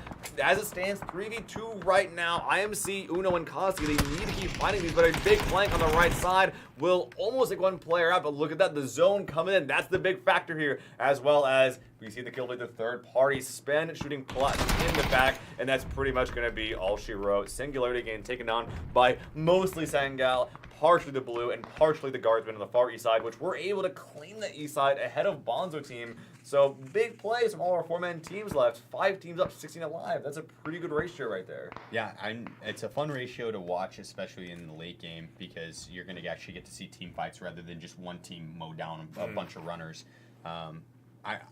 I'm excited to see this next circle and see if maybe player 1 get to camp out their spot one more circle, or if it's going to shift east or west and maybe player 1 is now looking to have to move. Oh boy, a few seconds left here, and IG Sangal, it's a bit of a Pyrrhic victory, I feel like. Yeah, they got the kills, yeah, they're still alive, and they do have a car, which could allow them to rotate, but there's no way they're getting the next zone. And when they have to leave, there's almost nothing that got left. So they got to make whatever magic they can happen right now, because is there even any cover in this zone left besides the compound? Like, there's the compound, guards have the ridge line on the other side of the road, and that's it! There's nothing here! So what Bonzo team, or not Bonzo, but Sangal? Yeah, Sangal, what they could do is crash to the north side right now. They put 2 inside that vehicle and go immediately. There are walls. Yeah, the wall, like the rock in the wall there is where I would specifically be shooting for. And then because you have your teammates covered up top, and it looks like they actually have multiple vehicles, and so they could potentially do this if they crashed on the brick building and just flooded it. Okay, so they're doing exactly that, but oh no, he hit a bump and then lost all of his speed. That is so unfortunate. And now look at this, the rest of this team is trying to come in. And oh my god, they knew this was coming. They gave them time to make this happen. And now, oh no, last man left alive. Do you think they waited too long to do that? Because I feel like they did with how PLAYERUNKNOWN'S were just spread out, getting ready to flank every single avenue of advance. And they needed to have that game plan ready to go. The second that circle pops, that's when you want to react, because you don't want to allow Player 1 Esports to set up on you. But they also made the mistake of sending all 4 down in vehicles. They needed 2 for Overwatch. You think so? 100%. You put your DMR and your bolt action up top there. The bolt action is, I mean, what is Player 1 Esports? As soon as they hear those vehicles move, they're going to turn and look. And at one of those people, they're already looking. Yeah, exactly. And because at that point, IG Sangal was like, they were shooting the guardsmen at that point. Yeah. So there's like, oh, they're still up there, so we gotta worry about that. So they had time. They had an entire conversation about what to do with this team, and then they pushed. It's very, very unfortunate. Speaking of unfortunate, we do see Magico on the southeast side from the Boosteds getting knocked down here. It's gonna be really hard for them to make their way in. They're losing these speed battles consistently versus Player 1 Esports. There's too many angles to watch. They spot these players in the open. J-Crod getting the down and getting the kill, but a trade, Smokey getting 2 down. What? Smokey, what? you're nuts. What? Smokey, you're nuts. Mooney is pushing up onto Smokey. He's got to push up over this ridge, and Player 1 Esports is going to be able to see Mooney any second, so he's about to start to get third party. Oh, so close, but Mooney suffers the price. That might be too much. Yeah. Now That's just too, one yeah, person. Player 1 Esports, they're just going. They know they have this game in the bag. Sizzy leading the way here.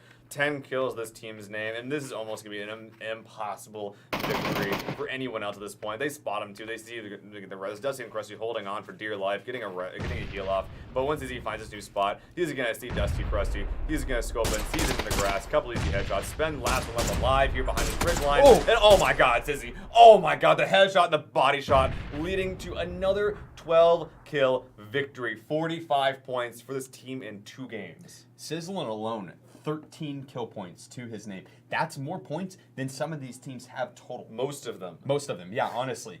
So, Player 1 Esports just tearing it up game 1 and 2, taking the win game 1, taking the win game 2 with a total of 25 kills. 45 points in 2 games. That's insane. That's insane. we have literally- records here yeah, that might be broken. they're gonna have to throw the next 2 games to not take a top. I mean, I think that we had a game where the top score was 42 points. Yeah. Like a series. You might not even be able to beat them at this Yeah. point. And we've seen it happen before. We've seen the comeback happen. So it still is possible. And first place isn't. Don't get me wrong. First place is always the goal. But second and third place. Second place gets you the invite and money. Third place gets you some money. It's so 400, 200, 120. Exactly. And 200, that's money. 120, that's dinner. That's a nice dinner. Yeah. I mean, realistically, any money for winning the tournament or placing in the tournament, like, I'll take it. Hey, Yeah. it's dinner. That's multiple dinners for me, actually, so I don't need a whole lot. Yeah. But with that being said, I'm going to go grab a snack. It's halftime. When we get back, we'll hop right into scores, and we'll see you there. We'll do a 5-minute break.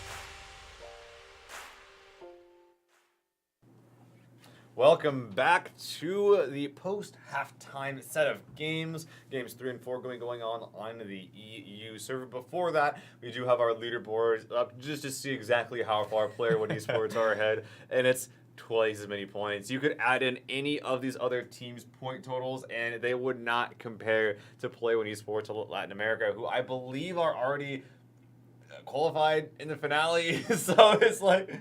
Okay, so if you're already qualified, then does the slot go to team 2 and 3? Okay, Yes, it does. So then that's all the more reason for, say Deranged or Panda Team, any of these other teams to come back and get those points. Mm-hmm. I mean, second place is 22 points. We saw Player One Esports pick up 22 points in game 2 and 23 points in game 1. So just one game can get you into second place. Between the and get you an Guardsmen and invite. IG Sangal, who are tied. Yep. Sangal has more points. So despite them showing up second on the leaderboard, I'm not sure exactly what separates them, but it is actually Sangal in second place right now. So Panda Team, Deranged, Boosted, Bonzo, Merkham, all you guys, actually literally everyone.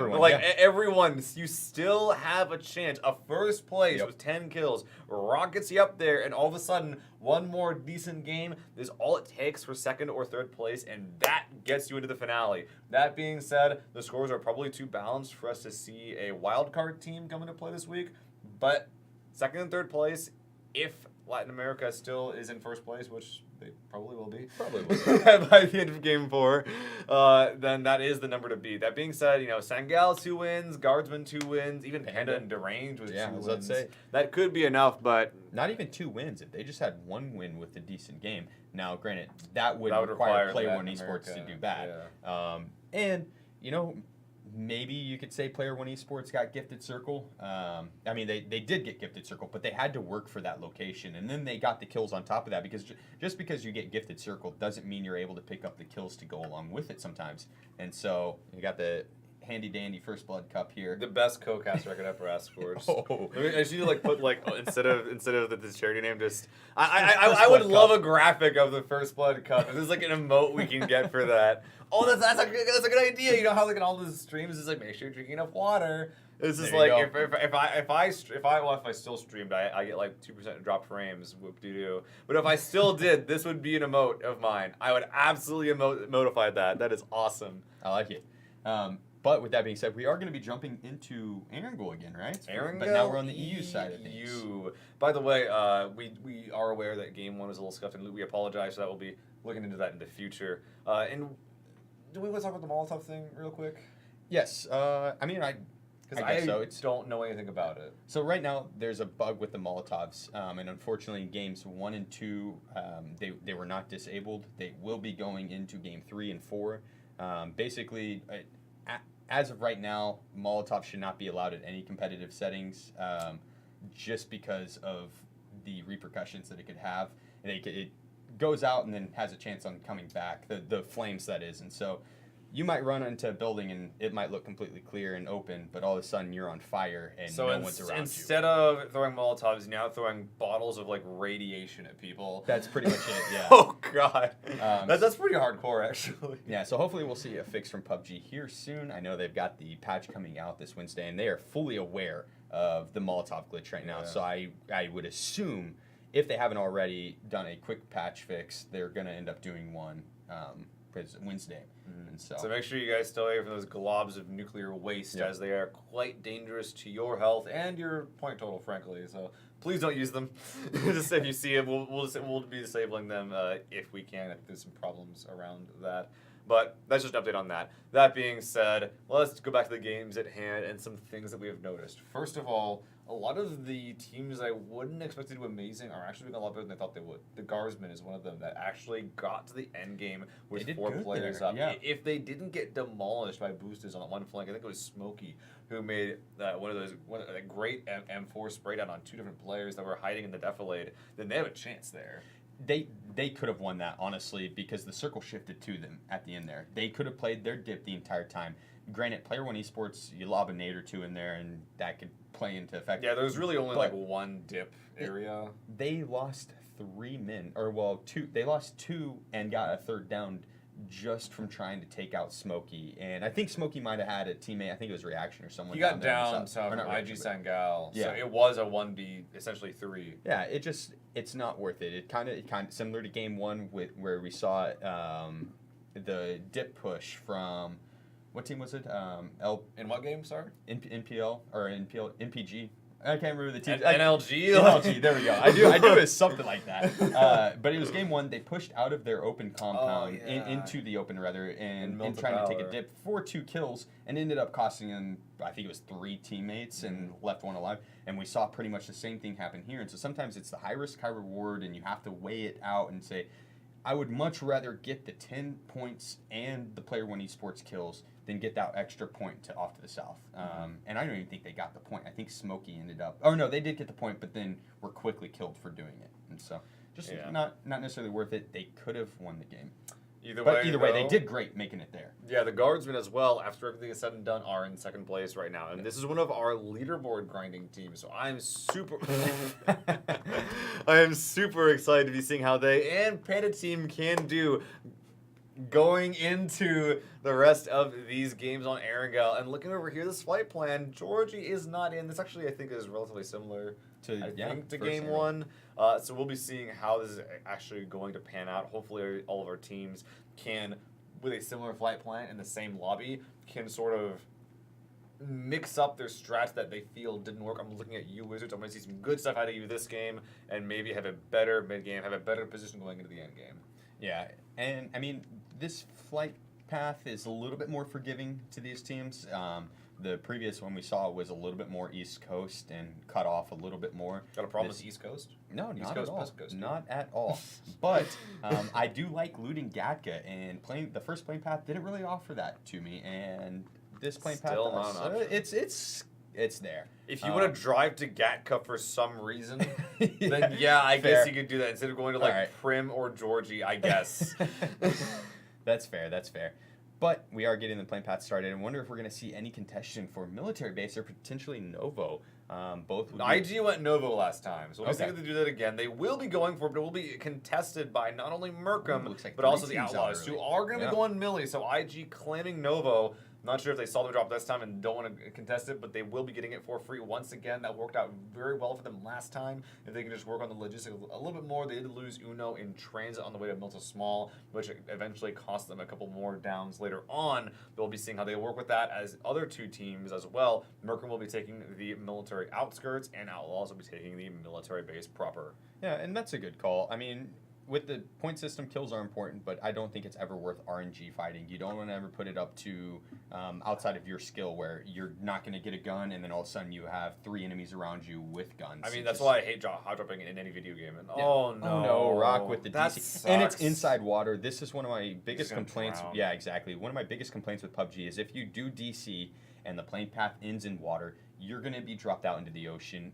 And when you get dropped out in the ocean, for whatever reason, PUBG puts you underwater, and then you drown to your death before you can reconnect. If they left you floating, you might be able to make it back in. If I had a mod tool, I would just like drag and drop him, just like on the land. At least give him that. Looking over here, though, we do have the Wizards who have crashed Orion Elite's compound. He dropped on top of this, so the bottom is lootable, and Dicer will do that. This is a great play from Dicer. I like taking the first like floor. This. Yeah, well, I mean, Thunder Live's going to rush him with the Uzi. No, we'll see how it works. He does know, but all the barrel, no helmet, no life. And 1 shot from the head will not kill you. 1 shot from the barrel to the head will kill you. So that was just unfortunate right there, as the rest of his team, the rest of the boys in pink from Orion, will be taking the apartment to the north, and Wizards will get literally everything else. The important difference from this game to last game as well is that the Wizards are in zone, so they will be able to go to Salvo early if they want, but we're actually not really going to see any quote-unquote improvements or play differences, because when it comes to Salvo, you can kind of just show up as late as you want, mostly. Yeah. Oh, he made it back. Oh, yeah! He must have been on the beach standing. I don't think he actually was out deep enough to go underwater. That's awesome for Rock. I'm sure he is happy to be back. And he's inside circle. He's going to be able to run to any of those compounds along the road. Maybe find himself a vehicle and then get some good loot. But like I was saying, with Dicer's play, going first floor of police station, it offers you more play than going to the roof, because if you were if you're landing there solo and looting it, roof is the best way to go. It's the most efficient way to loot that. Yeah. But if you're contested, you want to take first floor because you can lock that person on the roof. The only way to get down out of that building is either the stairs or you jump off and lose 75% of your That health. actually isn't quite true. There is an overhang that you can drop off from the roof onto the front side of the building next to the front entrance. If it hurts you, it's like 5% of your HP Okay. max. So that is a choice that you have there, but obviously he either didn't know about that or was willing to contest it because he felt confident with the Uzi, one of the only specialized close range guns in the game. That being said, Barrel is also one of those guns, so Yeah. did end up losing that fight. Looking at the middle of the zone, two of our teams that dropped in the area will be looking for some terrain early on. I'm surprised to be seeing Evasion do this because we did just discuss that coming here early isn't required. Shooting range in Severny in general was not contested, so he's just doing this for real estate, which I feel is not very valuable. That being said, I did see Team Almost win an explosive victory here a couple weeks ago. So obviously Evasion knows what he's doing to some extent. The question is that can he pull it off with this new team? Yeah.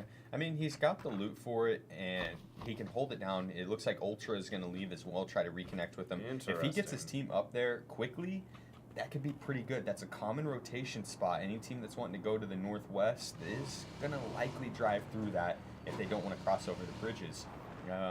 But overall, I think you're right. You don't necessarily need to leave super early to get yourself something dominant in Stallbury. There's just so much real estate to play up As there. long as he can get a scope, I'll be okay with it. Yeah. But if he doesn't have a scope in Stalbert, and he's even leaving early on, interesting. They spot Marcelic or something. Oh, look at the Skaska scouting this compound, taking some shots from Marcelic, and that will actually allow Ultra Bummer the intel to drive away as well. But these are not impossible shots. A couple are hitting, and oh my god, these taps are sexy from Marcelic.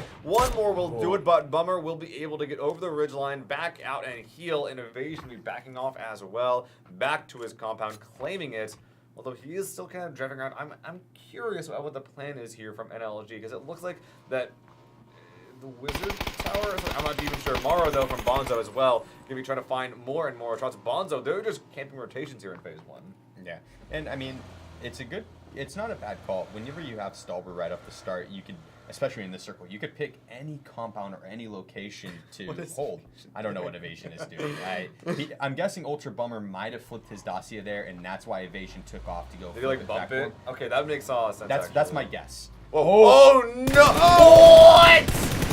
What are you doing? He jumped off the vehicle. He panicked and pressed F. Or fat fingered it. Either way. Either way, press F in chat, boys. F in chat, boys. Oh no, Evasion. That's one where you kind of just throw your hands up in the air and be like, well, that was my fault. I'm sorry, team. I'm dead. I think he's nervous, man. Like, that, I only do that when I'm nervous for some reason. Oh my god. Rotation camps. Actually, this is some Mad Max action we're seeing as Land has a couple of boys shooting at the windows of his car at Platinum. No hits on him yet, but his buggy is taking some hits. The wheels as well, very vulnerable. Don't want to be losing those here in the Stalber area. But Rashku, they're just camping rotates, but this 1v2 is going out in his favor. There's 3 players in the car, and that is a few too many. He did not see that coming. No one has 3 players in the car, and now Rashku will get punished for it. I get why Bonzo team did this. They're wrapping around, spreading out their players in popular crash spots, popular rotation spots, and trying to get back in the game with kills. Yeah, but that's the risk you run whenever you're playing solo on those camp spots. I think you maybe want to try to do a 2-2 split on your camp. But they couldn't because of Rocky Q. They were trying to do that. Point. Very, very good point. Extremely unfortunate. A good play on paper, but at the same time, I think for that exact reason, just on the off chance that there's 3 or 4 people in one vehicle, or even 2. That's a bit hard. Yeah, you're up now. Oh, cruising by. That's good landing on that Dossie. Yeah, It can be nice very air. easy to land at the, or go off on an angle and then just flip and then you're dead. It happened to me just yesterday and I wasn't driving, which made me very happy because I died from it. But it will be good driving from him. Skaska, 14 bullets. Oh my gosh, he's double 7.6 and he only has 7 extra bullets. He needs to get a little bit more loot. Maybe get a teammate up there with him. UMP, anything? Oh god. Oh no. Oh no. And they know he's here too. He's taken shots already. It's turned into a 1v3. This is not looking good for Rock. Maybe he is in a good building to hold it. Going around this staircase. He's in the 3-story. It's not the easiest to do. We see the first contestant, D-Wad, coming up to the door. Look at that angle. Very, very tight angle. He's trying to hold for Dawad. Another frag coming in the back window, but he is holding just a bunker of a spot right now. Very hard to land frags back there. This one might, nope. I thought he was going to go through the window, but they actually think he's on the 3rd floor and not the 2nd. So good moving from Rocky Q. Maybe he snuck here. Maybe not. No, he's here. He sees his leg, shoots his kneecaps out. They know where he is, but being unable to get that knock due to the knee damage is very unfortunate here as he falls back up to the 3rd floor of the building. And at this point, Pan Team has used all of their utility, all their frags here. They're now trying to hold a very, very cheeky angle. You can see his feet before they actually see you. So they need to run in here, but oh my goodness, Rocky is still trying to survive, trying to make these peaks work, and still more frags coming from Panda. This might be all too road. Oh, before he could even get the nade out, Team gets the shots onto Rock, taking him down through the window. Yeah, he held the correct angles. If he got that initial knock on the first... Can we check real quick, sorry, can we check Bonzo Team's kills? Because I think they might have killed... One. Yeah, they did kill one from Panda Team. So Yep. That was a trade. Killed one on rotate. Yeah, and I mean, it's nice that they picked up a kill off the rotations, but still, I think that overall not worth it. They lost 2 people. All right, they're doing it again. Free agent. Trying to keep his rotate. Landing a headshot. Oh! Killing him at a car. Got both of them. Blew the car up. That's how you do it. Yep. And look how many people they had came from the rotate. If it's just one person there, I don't think that they get that car explosion. No, that's why when I'm with my team and we're spraying a car down, don't tap it. Don't try and car 9 him out. Don't play that cheek crap. Yep. Just kill him. Just spray him down. Blow it up. It's real easy. Let's go though. The next zone we have is gonna be favoring the Ooh. Salver area. Really a hard shift north. Yeah. And this is gonna be. This actually kind of opens the game up a little bit because you can show up at any point in time here as long as you don't get camped, which let's be real, it's probably gonna happen. But it is gonna be if you go in from the right spot at the right time, it's pretty hard to get camped, honestly. Yeah, I mean, you have to take Or at least the less unlucky. common rotation spots now. You can't take anything right where Feller is, because that's just going to have so many teams looking over it. Just like able to Wizards walk in is on him. pushing up onto Feller. O'Connell's going to get an off angle here. He's going to spot him out here soon. Oh, checks his tree but doesn't see him. Feller's able to dip around the corner just in time. But there it is. O'Connell getting a quick 2-tap onto Feller, taking him down. And Feller's teammates not anywhere to provide assistance. That's a big sign. Okay, Ooh. hold on real quick. Big crash here from, well, I don't know if crash. This is just actually a camp as they're camping the entire northern side. What a great rotation camp. No, who would expect a team to be sitting right here? Who? I mean, realistically, like, I would have driven past that spot and been like, why are you here? Great rotation. And that, Oh no! And free agents are just funneling them into Player One esports. This is horrible. 2 more teams are coming by. Liberate as well as DeBoosteds. Tyler now though having 2 players in this car will push them aside, so saying, "Hey, don't follow us. Go somewhere else." Little do they know that they are saving their lives as Ice Tech is going toward the camp here from Player. Just watch the kill feed here. We're gonna be seeing them die any second now, I'd imagine. Rhino and Maddie able to make it to the compound, the south side of it at least. But There it is. Yeah, Player One Esports camp in the rotate, able to pick up both of those kills. Rip. Yeah, that is unfortunate. Teams wanting to try to take the first place position. That's not what you want to see in the kill feed. Unfortunate. Smokey and friends from DeBoosteds, they do have some enemies right across the street from them that they're going to have to handle sooner or later, especially with the enemy team sitting right up the ridge. He landed that one shot. I missed it. It was like shot, second, and then the 28 showed up. There we go. Oh my goodness, the damage numbers there. We'll be seeing Smoking Man any more of these cheeky shots, scouting up a little bit up top, spotting out free agents, but the main issue, like you were mentioning now, is Liberate. Just across the road, as I say that, Black up the top of that hill will land a body shot, so we're going to be getting a little bit of revenge there. And Magico's with the car 9. All it takes is 1 peak for Liberate to be forced essentially out of this fight and starting an easy push for the Boosteds, as they have a little second part of the name in all caps here. Aim, though, they're actually under a lot of pressure here from the free agents, so this is unfortunate that they can't just push across the road to Liberate. Yeah, and I mean, they probably have their vehicles safe along the north side, so if this circle does shift off them, they should be fine to rotate. But Rhino and Maddie are likely stuck inside that south compound because I'm guessing the team off to their south took off their tires, and so they're not going to have anywhere to rotate off this. And look at that, they have to now, and they've got to push through either the team to their south or the team to their north and take their vehicles from them. I think Player One Esports is going to win another game. Player One Esports is in a great position at this point. I don't think they necessarily need the win. They picked up what 6 kills already, almost. Just they on don't camping need a to great do anything. rotation. They could walk into the ocean and drown, and they would still be in first place. That's how ahead they are right now. I love, good headshot coming out from aim onto Maddie. That opens up the push. It's now 3v1. They realize that they are getting third party from Black off in the distance. The good headshot coming in. Smokey doesn't care about that though. He wants these kills. He wants the finish. He peeks the window. He sees these guys. He gets the hip fire. Doesn't connect any of the bullets. He's gonna try for more though.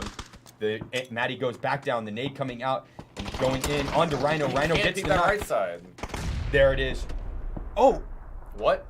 Did he just frag his teammates? He fragged his own teammates. He did finish off Maddie as well, but he accidentally fragged his own teammates, and that's his elimination because he got downed on the outside from Black off in the south. Rhino thinks he's still there, but he's alone in the compound now. He's so confused. He's like, I'm no confused. one's making noise. What just happened? I only have 1 kill, but there's 5 bodies in here. That is absolutely phenomenal. But he's now, still peeking. He's just like, what the heck? But now Rhino has to loot up, run across the street. No, with now Rhino's Lazy gonna and die. Yeah. Now Rhino's gonna die. We'll see. Is what's gonna happen. Is Lazy and friends gonna be able to hit their shots? Of course they are. The headshot coming out onto Rhino. Maybe you should have applied a few smokes. I know you had them there because of the 7 bodies in front of you. I'm gonna be real here. Who was that Smokey that waited for that frag? That was risky. He needs to know that right side's contested by free agents. He never suddenly he was still getting shot at across the road.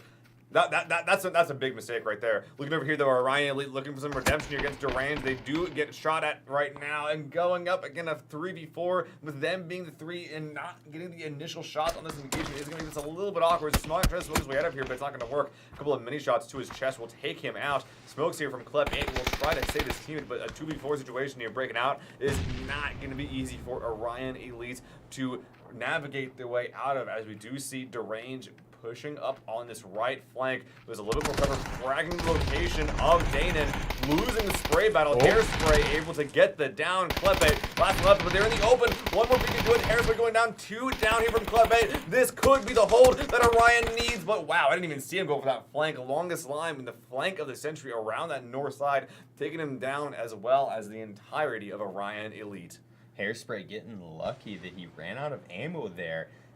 He tried to go for the flush immediately on both those players, but had to reload, and that's the exact time Longest Line was able to peek up around the north side and down him and finish him. Let's go Wizards. They're coming in from the south. They are completely uncontested, and they're going to be trying to see if they can third party or at least ambush this fight that they just heard. This could be 4 kills to their name, but first, they got to break into the high ground to do so. I think they will be able to do so here soon. Yeah, I mean, they realize they have to push up and in. Oh, you have some shots in the fight coming out. Master gets the initial knock and the finish on the Bonzo team. It was just the final 2 members, so it was a 3v2, but great plays for Master, picking himself up 2 kills and the team the 3rd.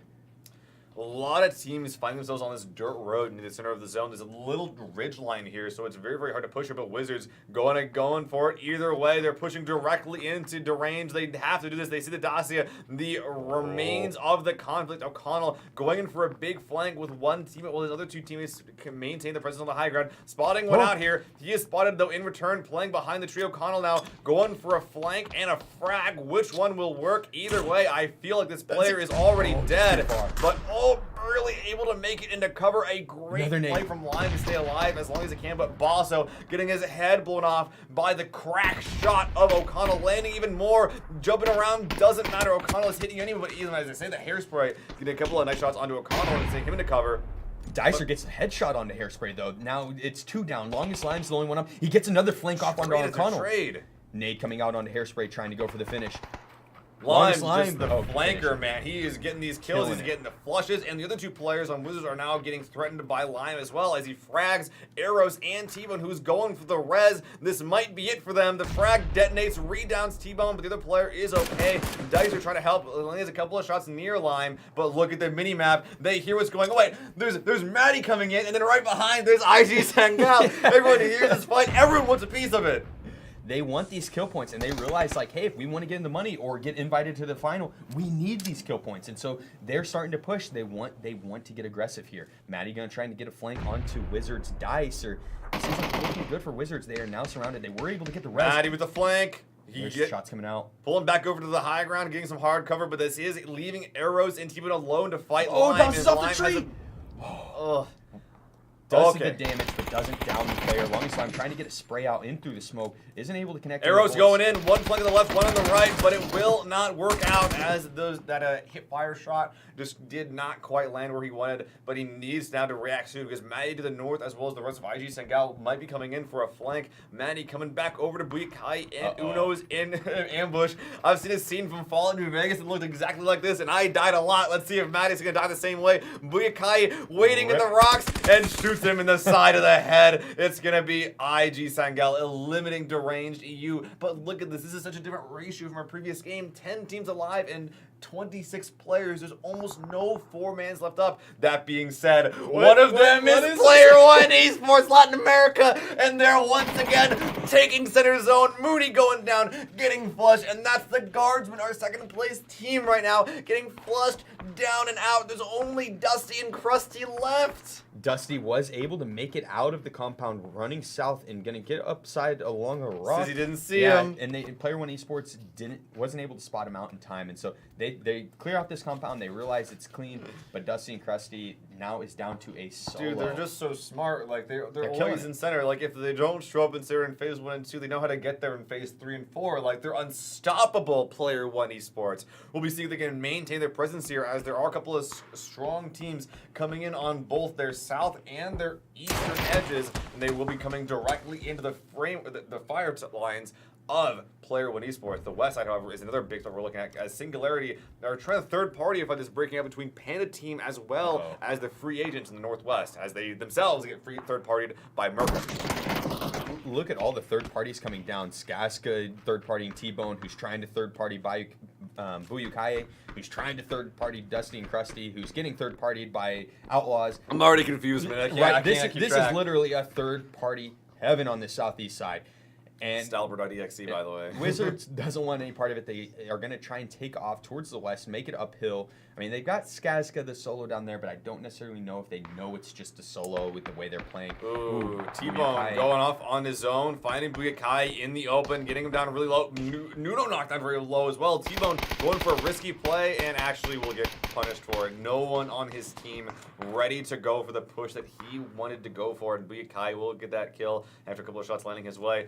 He is out of meds, Buyakai is, so he's going to need to refresh those at some point, or at least play a little bit more passive. But Outlaws now coming up on to Dusty and Krusty. Can the last Guardsman hold out here? He's got the red dot. He's got the candid sight. Can he hold on? He is at the edge of the zone, so there isn't the blue to worry about. But Outlaws as well. Look, pulling back. Dusty might live for another day.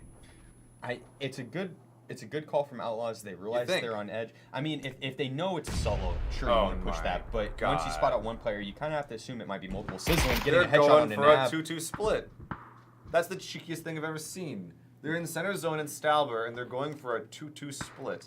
I mean, and realistically, they could do it because they're only going to be outnumbered by one team or two teams at the most. And they're just going to third party everyone, kill everyone. There's no other 4-man teams left. Yeah, they're the only... This is looking real good for Player One Esports at this point. But they have Outlaws pushing onto their duos, Harold and Earns. This is not... I hope that they win. I hope they kill... I hope Harold and Earns Exer die. Now, that sounds mean, but I want other teams to have a chance here. Let's see if Tickles can find it. No, he gets spotted. He sees him. He's his head, but that shot does not land. And now he moves up, but getting shot in the back by X. He doesn't see Earns Exer off to the right, getting the flush as well. A second player coming up top, but he will go down. And Player One Esports, it was cheeky, it was greedy, and it caused them to die as two players on this split do go down, but look over the minimap. They haven't been flushed yet, and there is reinforcements coming in. They're not going to be losing their biggest advantage yet, which is numbers. Oh, it looks like Harold and friends said, no, we're not safe. We hear their footsteps. Don't try and save us and throw the game. But now it's pushing them into the north, right into free agents.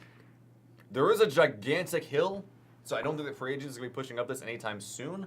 But if they hear these shots, and they can figure out there's only two players up here, maybe even one with Ragno pushing out, they might make that push.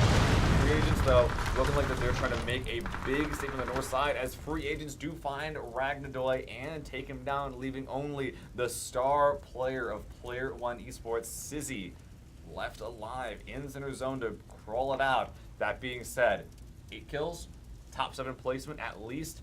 They've done more than enough this game. Yeah, and I don't think too many teams are going to be looking to play dead center here just because of the This risk is a duos of getting game. third-partied. Yeah, exactly. Buyukai is going to slowly creep along this dirt road, but he's got Wizards pushing up on him, and it looks like they have an idea of his general location. Going to peek up over the ridge. Is Buyukai going to be able to jump on him? No, the he's not Kansas able to. sites. He did get one down onto Arrow, so okay. Dicer's going to be able to get the res, though. It doesn't look like anyone's in position to take them out on the third party. Sight's trying to spot it out. He heard the gunfight, but Yeah, the big story is that he heard that happen, I think. So now they're going to be looking to their east side, south to potentially gatekeep them. But they also know that Dusty and Krusty is to their east somewhere. Oh.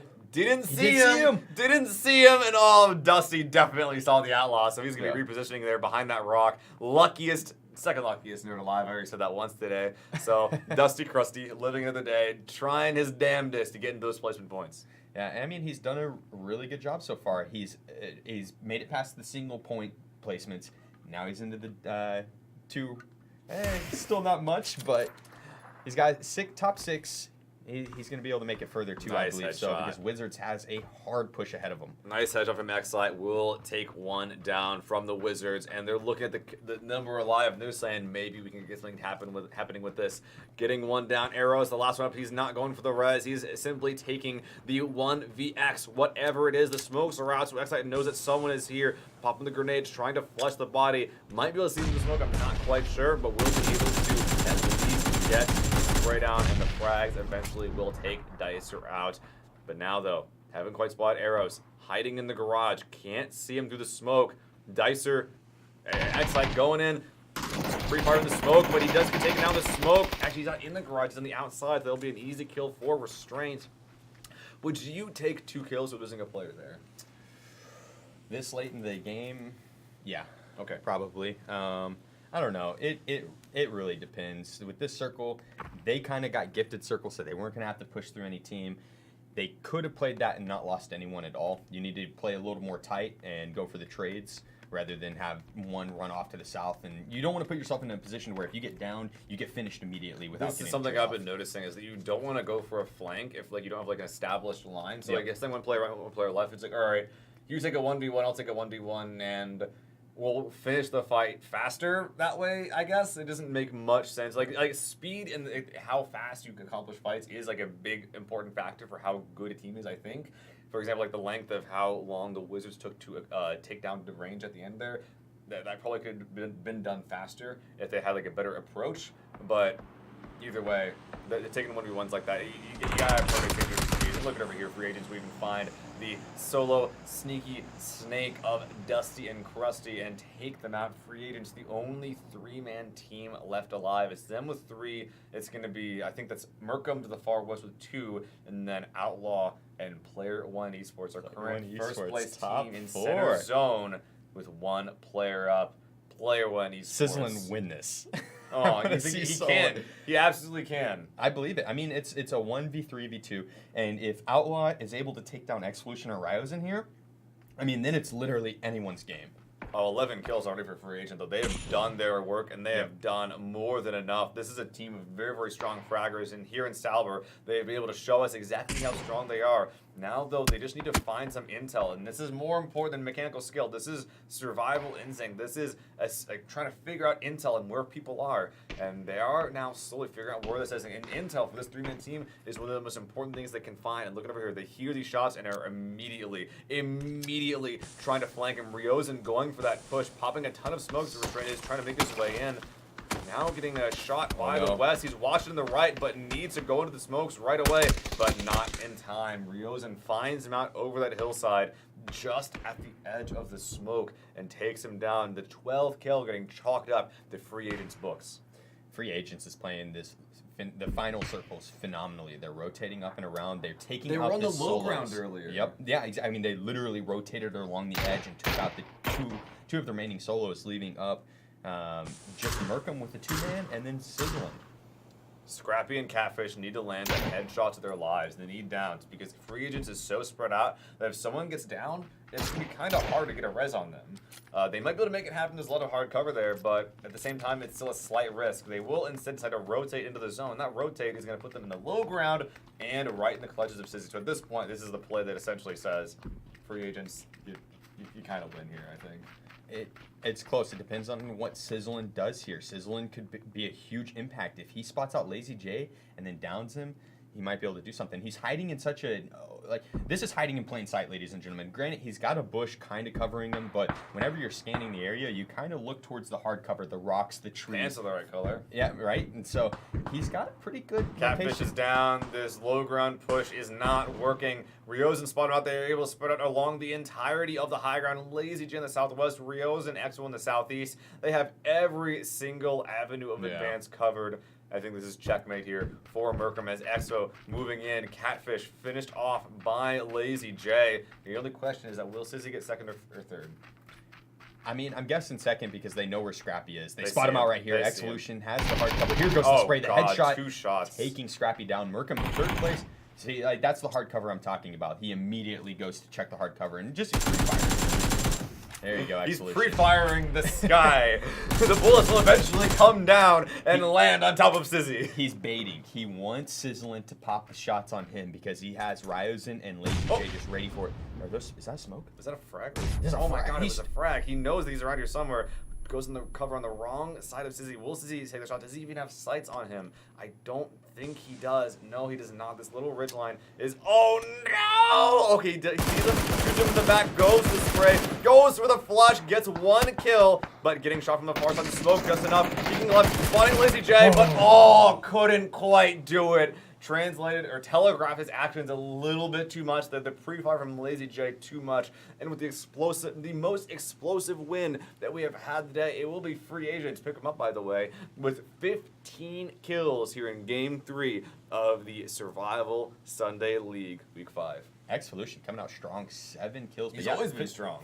15 kills and the win, great win. But second place for Player One Esports with a staggering amount of kills as well. A first place, a second place, and kills to go along with each game. That's tough. But they've already gotten a place into the finals.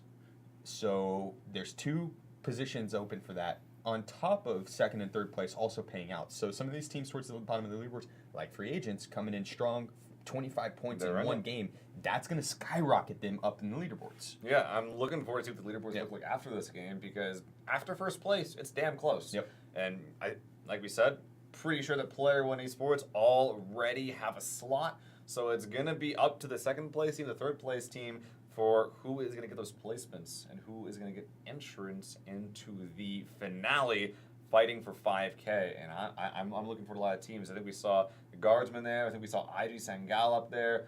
Both those teams got knocked out relatively early, with Sangal getting a little bit later. But it's anyone's game, man. It's anyone's game. Yeah. Actually, no, they both got knocked out pretty late, didn't they? Krusty, like... Yeah, place, Dusty and Krusty, I think, was maybe even 4th. Ooh, yeah, that's so pretty good. That's pretty they good. did pretty good. That's yeah. pretty good. I mean, granted, 4th place gets you 4 points compared to the 25 which free agents took home. So it's still placement points, but you got to supplement it with some kills. Speaking of kills, I want to take note on Player One Esports rotation camp there. That's the type of rotation camp I think teams need to look to employ. Not necessarily the ones that Merkham did, where they set in somewhat of a common rotation spot. And don't get me wrong, the common ones, you have a good chance of catching out 1 or 2 rotators. But whenever you're camping an uncommon one that is likely going to be driven like... I've never once ever seen someone camp Player One Esports' location there. Ever in thousands and thousands of... It does. It really does. But the thing is it's like the first time after thousands of hours of playing to ever see someone play that position and then pick up... Well, it was like a squad and a half wipe. Yeah. And so just phenomenal, catching people off guard in mid-rotate. And it was funny because they had the team off to the southwest just funneling them. They're like, go that way, go that way. There was so many funny interactions there, and even the free agents who end up winning that game. Free agents was the one that they veered off. Yeah. Oh no, they funneled him in. Yeah. So there was who veered off? Who was part of that? It was Liberate. Yeah, Liberate was the biggest one. The Boosteds. Mm-hmm. And then they were all team that was walking into eliminated. Player One Esports. So that was really, really cool to see that entire game end up that way. And the only reason why the boosted veered off is because Ice Tech and Liberate had people in their that car car shooting to them. veer off. There was so many little things that impacted that. Where if they all went down that road, I think that every one of those kills would be a Player One Esports kill. I agree. If they didn't have an AK in the back of that dossier, Player One Esports picks up another 2 to 3 kills minimum, I think. That, again, just a phenomenal rotate. We saw another one. I think it was Merkham that camped off to the west by the gas station. Yeah. Again, it's just not a spot that you see people sit and camp as much. And so you're able to catch, and they blew up the vehicle. So Oh, that was also free agents, actually. Oh, what? That was also free agents. There you go, yeah.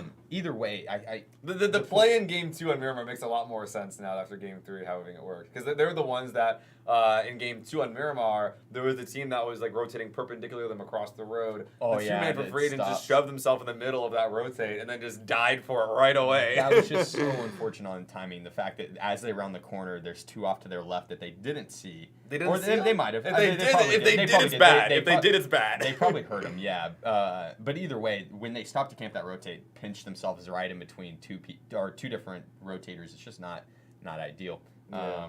But either way, great game from them.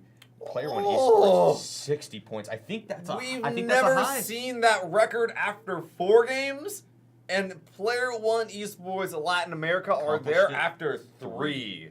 Yep. And I mean, 32 points, free agents. 34 kills. That's pretty good, and they're not even They close. would be in first place on kill points alone.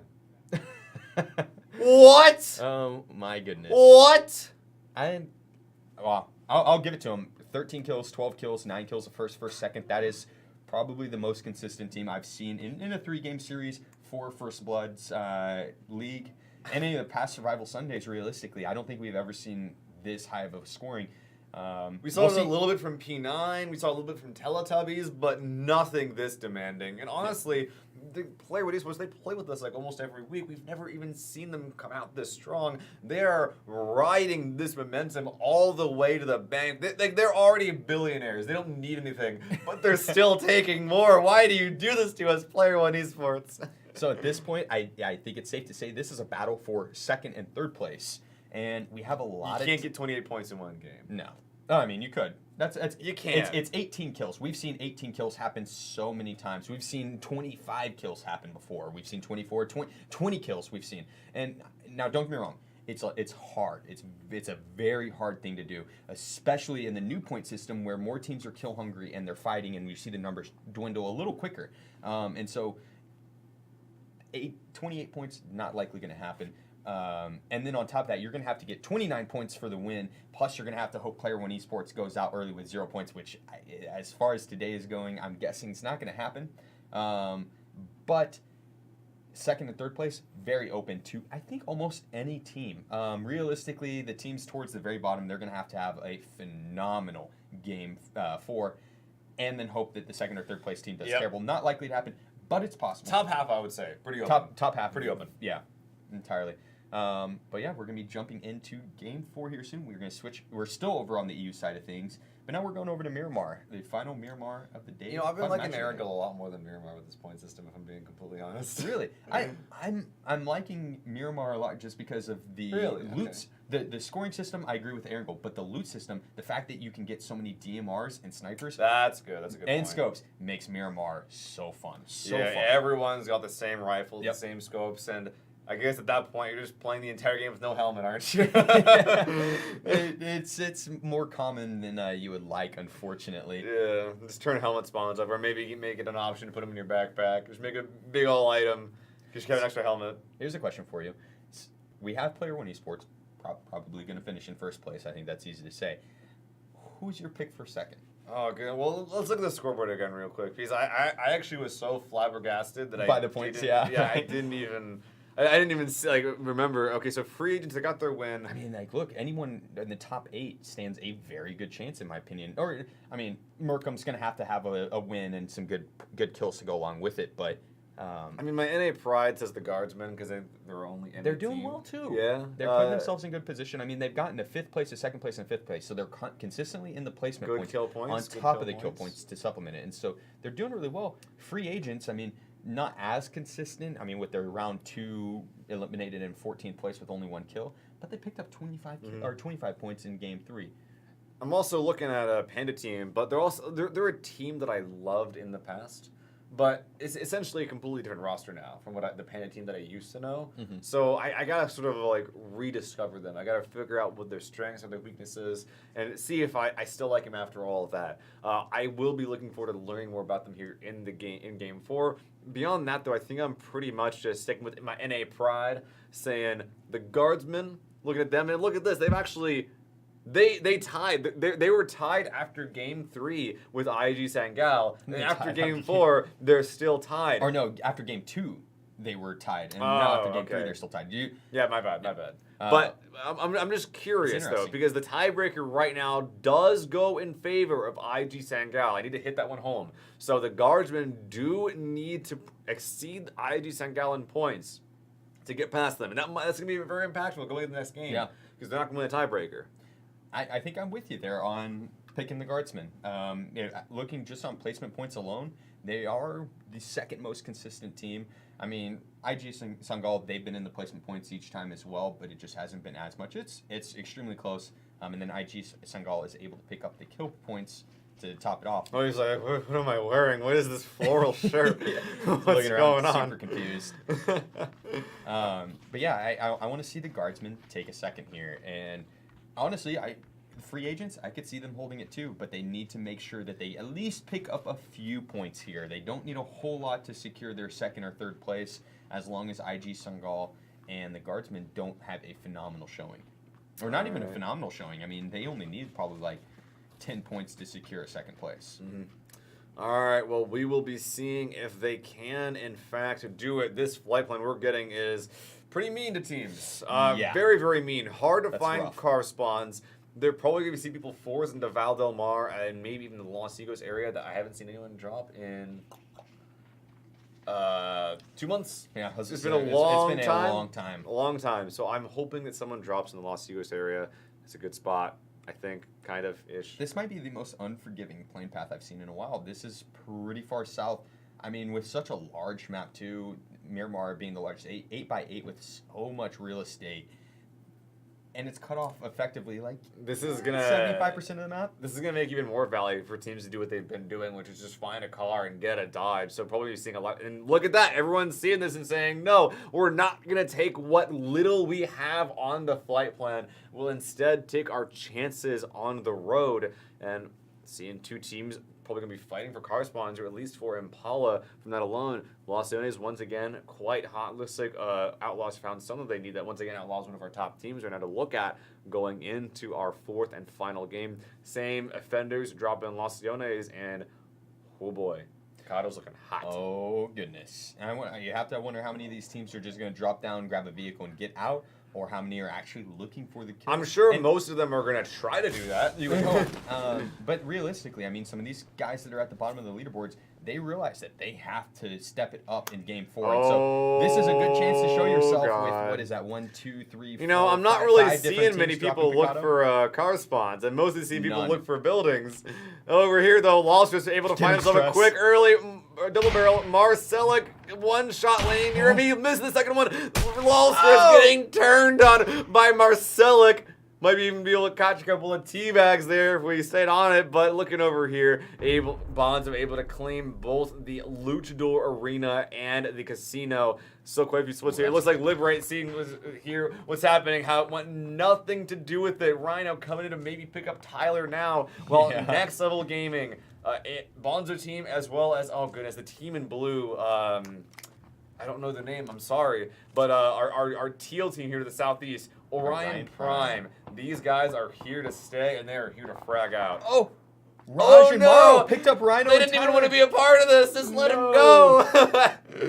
Why you got to do it to him, Raj? Got the iron sight scar. Not the easiest gun to hit the shots with, but able to connect with it, the head, and get the finish as well. Picking up 2 points extremely early. 3 points.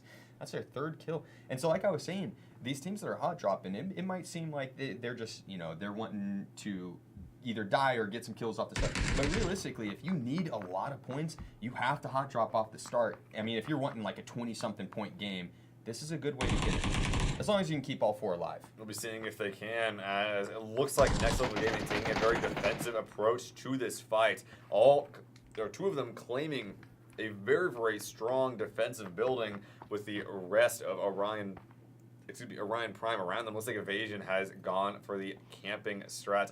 That's the earliest thing in the leaderboard grinder's book right there. I'm not sure how it's going to work out. They might just be moving around, maneuvering around, but staying away from these windows will allow Skaska and Lethal get pretty close, but a tight angle from Evasion finds one. Lethal goes down from another bummer, making a great job right now, and now Dirty's in, the last one alive, trying to get through the window. I think that was a little bit off, though, a little bit too far to the right, and now Evasion too far. Oh, it lands in the exact same spot. Oh, no, Bonzo team from the right. Marcelic once again is spoiling this entire fight. He might even be able to steal this kill. It looks like he's going to. Oh, my God. Wow. And Morrow got the resist. Down. Oh, no. This is going horrible for both of these teams. He might get lethal here, too, if he wraps it. No, okay. It looks like he's going to go back in the corner, get some extra loot. And Bonzo team, 5 kills already. They've only got 3 players up. I'm not entirely sure what happened to their 4th. But 5 kills 4 minutes into the game. Oh, man, that's a good way to get some early kills. And there's one team that I thought could do it, and it's definitely Bonzo team on the list. The circle we have. Got lethal, too. Oh, my God. Marcelic and Morrow. They're just gobbling it up. 7 kills in the first 4 minutes of this game. They got some of them, but I think they had a lot of assists there. The base on the roof. Oh! And Marcelic blows his head off. He sees Bummer, goes to free fire. One shot will do it. Marcelic getting 6 kills. 9 for Bonzo team, winning Picado. They came here for the frags, and they're going to be walking away with them. Marcelic's just going off. I'm speechless. 6 kills coming out of Picado. I don't think they lost anyone in Picado as well. I realized that there were 3 people right now. I think they just win with 3 and walked out yeah, with 3. Exactly. And I mean, when you see 5 teams land Picado and to not lose anyone, but to also pick up 7 kills out of it, they're setting themselves up for such a strong game. But like I said, they need to continue that momentum because you've already lost 2 teams. I mean, granted, both to the hands of Bonzo team, but there's already 14 players have been eliminated from this game. Or 14 less points that are up for grabs. Yeah, that is an important thing to note there, as Bonzo team is now suddenly in the game here. I should have said Bonzo team. Why did I say Bonzo team at the beginning there? I knew how strong of a team they are. They just haven't had their breakout game. They're the ones to look at right now. Going in, however, to our last game. Looking at the map a little bit, ID Sengal claiming a centralized spot, as well as it's your boys, Player One Esport, once again spreading out, setting some players out early to some prime spots, but also the guardsmen. So we're seeing similar strats coming out from all of our top place teams. There's no wonder that they're all on the top of the leaderboard. They're finding a strat and they're making it work game after game after game. Yeah, and I'm really liking Player One Esports. They send Sizzling out a little early to scout it out, but look how closely Harold, Ernst, and Rag are close behind him. So once he does find a location, they're going to be able to group up extremely close. Apparently, Ernst Zexter does not appreciate being called support as I look at my DMs right now. Looking over here, Player One Esports. This is pretty big as Dusty and Krusty trying to survive. He does not take the fight. His only hope was to turn on Sizzy, and now we'll get demolished. The guardsmen, both you and I's tick for the team that we hope will do well.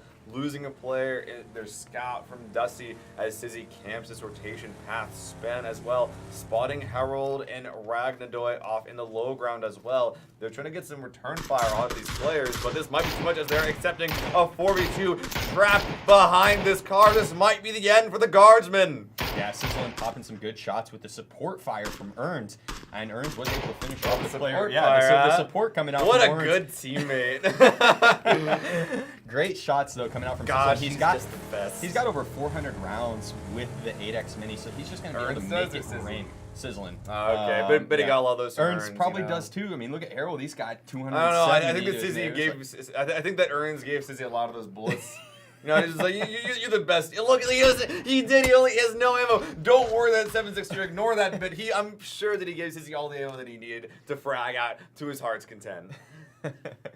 And I mean, the 2-2 split here, kind of interesting from Player One Esports because neither of those locations you would expect players to play Phase 1. This looks dicey, actually. Yeah, I mean, again, I don't think they're that concerned about being taken out of their first place position, so they're allowed to do this risky of a play. It has paid off for them so far with the 1 kill. Let's see if they can pick up, 3 or 4 more rotation kills before the next phase actually comes in. 4th team coming in. They no doubt heard the shots, and it looks like Orion Elite now wants to be a part of it, or at least wants to share this hill alongside Player One Esports. Sizzy and Ern Zexer will be hearing this come in as they are driving all their vehicles on the side of this hill very, very slowly. Morados do not function well in this terrain, as we see Dana just kind of topple down the hill. The Morado gave up there. He's stuck. Oh my god, yeah, this is a reason why you don't do this. Luckily, Clutch should be able to save him. Oh my, look how much trouble they're having. This is not an easy mountain to traverse, especially in these vehicles. This is something where the buggy and the 2-seater shine, but the buggy's wheels kind of make it a dangerous thing. I actually am angry with the buggy. So a long time ago, the buggy used to be amazing off road as once. Oh, he killed ran himself. into a tree. Good job. He will deny the kill points even if it means he dies himself. But the buggy used to have amazing acceleration and amazing like horsepower. So even if you were going up a hill, the speed wouldn't be affected as much. At some point that changed, and now the buggy has acceleration similar to the UAZ, so it just sucks at everything. And it makes me mad. Yeah, I think the buggy definitely needs a boost. Ooh, DT, they did lose a member early in the rotation, but now they're the rotate campers trying to get some shots out onto J-Craw. Unable to connect any, unfortunately, and they're going to get in their vehicles, try to reposition before J-Craw can actually get in an advantageous position. What? Whoa! This is a weird zone, as once again we see another suicide to prevent the kill points coming out here, but Koski from ID Sangal, he's getting crashed soon next time. At Survival Sunday. The game is as confused with this circle as we are. Oh my god. Yeah, okay, so you know what? I bet everyone got in their cars and the game was just like, ah! The previous game, you had the Stalber ending. North of Stalber at that. If you're going to have a Stalber ending, it usually ends along the east side or south side or west side. The north side of Stalber doesn't see too much action for Phase 9. Mm-hmm. And we got to see it last game. This game, we're seeing a island circle on the south side. I can count on one hand how many times I've seen that in play. I've experienced one, and let me tell you, it was pure hell. It's chaos. It's chaos. And it's bridge camping to the max, too, because there's certain parts of the island that you just can't make it to unless you cross over the bridge. Dude, there's no boat spawns left in zone. Exactly. Like, there's none left. On the south side near the bridge, there's like one. There's one, yeah. A lot of the boat spawns that are left are near Puerto on the far east coast or all. There aren't even any near Val del Mar. Southeast, there's some. There's not. Yeah, Val del Mar. On the other side of the river, there's none on the north side of the river. There's like saying. one way to get across. It's literal. You're gonna have to go across the bridge. It's bridge camp heaven, or you're gonna have to go outside of the circle and get a boat, which is possible because not too many teams were off to the southeast side. So maybe a team coming in is gonna boat their way around. But the majority of these teams are they're gonna struggle, and it's gonna be a Val fight or was that bridge phase camping. 2 or 3? That was phase 2.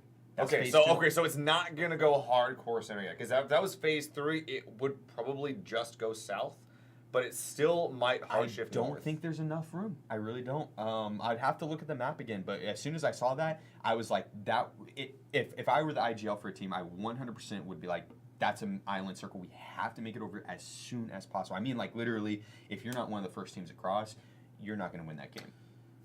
It could, okay, and again, it could shift back north. I got a glance at the circle before we saw the crash and the team fight, unfortunately. But I'm excited for this circle. I can't wait to get back in game because this is gonna the boiling point that we like to talk about here at FirstBlood when when stuff just starts to really go down. All the action, all these teams are forced into each other from the circle. Just got amped up by like 5-7 minutes, something like that. I mean, by a good amount of the game. Yeah. I'm excited. I'm speechless. Yeah, I mean, we already had 14 deaths, and it's not even going to feel like we had 14 deaths in the beginning of the game because there's going to be so much stuff popping off when we get back in game. Hopefully we'll be able to get to that soon. Looking at that zone, though, it's like all the teams in Phase 1 that were like vying for position in the center of the zone, they're not giving that good of a spot anymore because the center of the zone is like the northern edge, which I guess it's in a better spot compared to a lot of other teams in the far north side. Mm-hmm. But whoever went around to that southeast, the east side, and is able to cross that bridge early is going to be in such a good spot. But the thing is, though, is if you cross that bridge early, are you going to either bridge camp or are you going to wait? Looking over here, we do have Klep 8, Milan, who are actually, okay, it's not a split, we just have 2 pink teams. this circle could potentially still go north. So Let's zoom out real quick.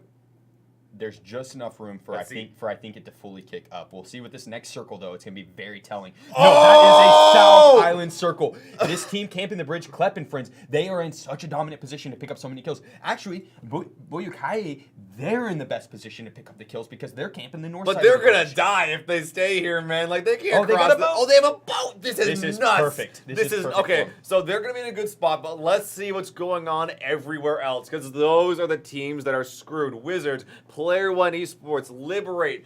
On the far west, the boost in the far east, but with the you look at Hegos, that one bridge is being camped as well by Mooney and Spen of the Guardsmen, but they're looking at a 2v4 now if they stay here versus Deranged. Look at the amount of land in play right now. Even if the teams were able to make it across, this island has to host 12 different teams. I think not.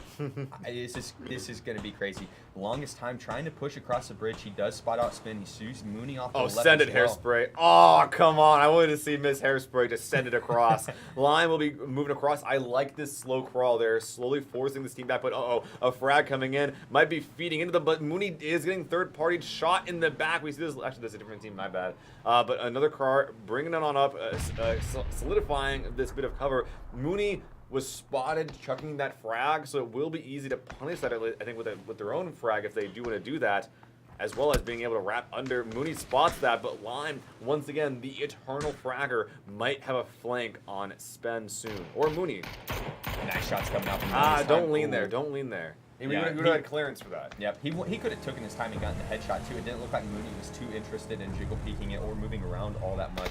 It should be a knockdown on Mooney right now, but he's still alive, able to gatekeep a little bit longer, but it is 2v4. The odds are not in their favor. Nice Good nade. frag, Lime. Now it's just Spin up. Spin realizes that he is taken off in the distance, but not before Miss Hairspray can get the headshots. Downing Spin as well, eliminating the Guardsmen in 12th place. It looks like they're not going to be the second place team. Unfortunate. Whoa, how is Wizards allowed to do this? They're using the enormous amount of hard cover on the bridge to slowly push it. And Orion going for what is frankly a much softer bridge camp. Yeah, Wizards are trapped here, but that isn't the worst thing in the world. Like right now, they have enough hard cover that they can sit here, not get taken down by what is only Thunder. What is Orion? This is such a weird strat from Orion, as we do see Sangal, who wrapped around to the southeast side. Uno holding on. He actually did get a double kill into Lazy and Ryozan. So I think that with that kill, Black is the only one left alive in what is, I guess, a fight between Uno and Black. Where is the rest of ID Sangal? Did they die? I think they did. I'm guessing so. Yeah, they're. Oh my God. Yep, there they are. Great job, Uno. He was able to pick his team up 2 kills, but he still has a hard push ahead of him. He does make it to the South Island, though, which is the important part. Catfish is off to the northeast. He has 4 men ahead of him that he's going to have to push through, so it's not looking as good for him. Spray coming out from in, able to connect one of the bullets, not able to get the down, though. Catfish down to 1 shot, and there it is, ladies and gentlemen, to boost it. Eliminating Merkham in 11th place. Is Bonzo alive? No. Oh, look at the no. What is going on here between Liberate and Player One Esports? They're crashing this building, chucking frags in left and right. Isaac holding on. He downs Zizzy. The star player, Harold, spots him through the window, but the trade on the outside gets 1 player. Ragnadoy, the last one up. A 1v1 between Ragnadoy and Liberate. Can he make it happen? He's going to be slowing down, going for the res. Maddie chucking a frag. No, okay. Through the window. Opening the door, does not go for the HP. Does interrupt the res. Very smart place where his kind of goes, but goes to the free fire. He heard the heal. You can't go for that. And Ragnadoy knew he was dead as soon as he heard that first aid syringe go off. Can't blame him. There's a very high stress situation. But looking over here, Wizards, they were actually able to crash into Orion Prime, who left, what was this, only like 2 players back here on a bridge camp. You cannot do that. Wizards will punish you for that. And they have. Milan off to the far west, now finding himself in a 1v4 situation. Panda able to just waltz across the bridge. I can't believe these teams are able to get across this bridge for as free as they are. They're literally running across it. Wizards did it first, followed up by AMS and friends, and now it looks like Reaction and Smokey, they're going to be able to do it as well. And Deranged, while this is going on, just taking control of the island, able to take down the guardsmen, and they're saying, all right, that was the only one guard in the island. We've done it. We've won the game. We made it to the island. But Phase 4 is slowly shrinking in, and now the island's gonna be one more in play, and Lan losing that spray. And the 100 IQ frag going into the top. Is it enough? It was. Oh, that did 300 damage. That was the opposite of enough.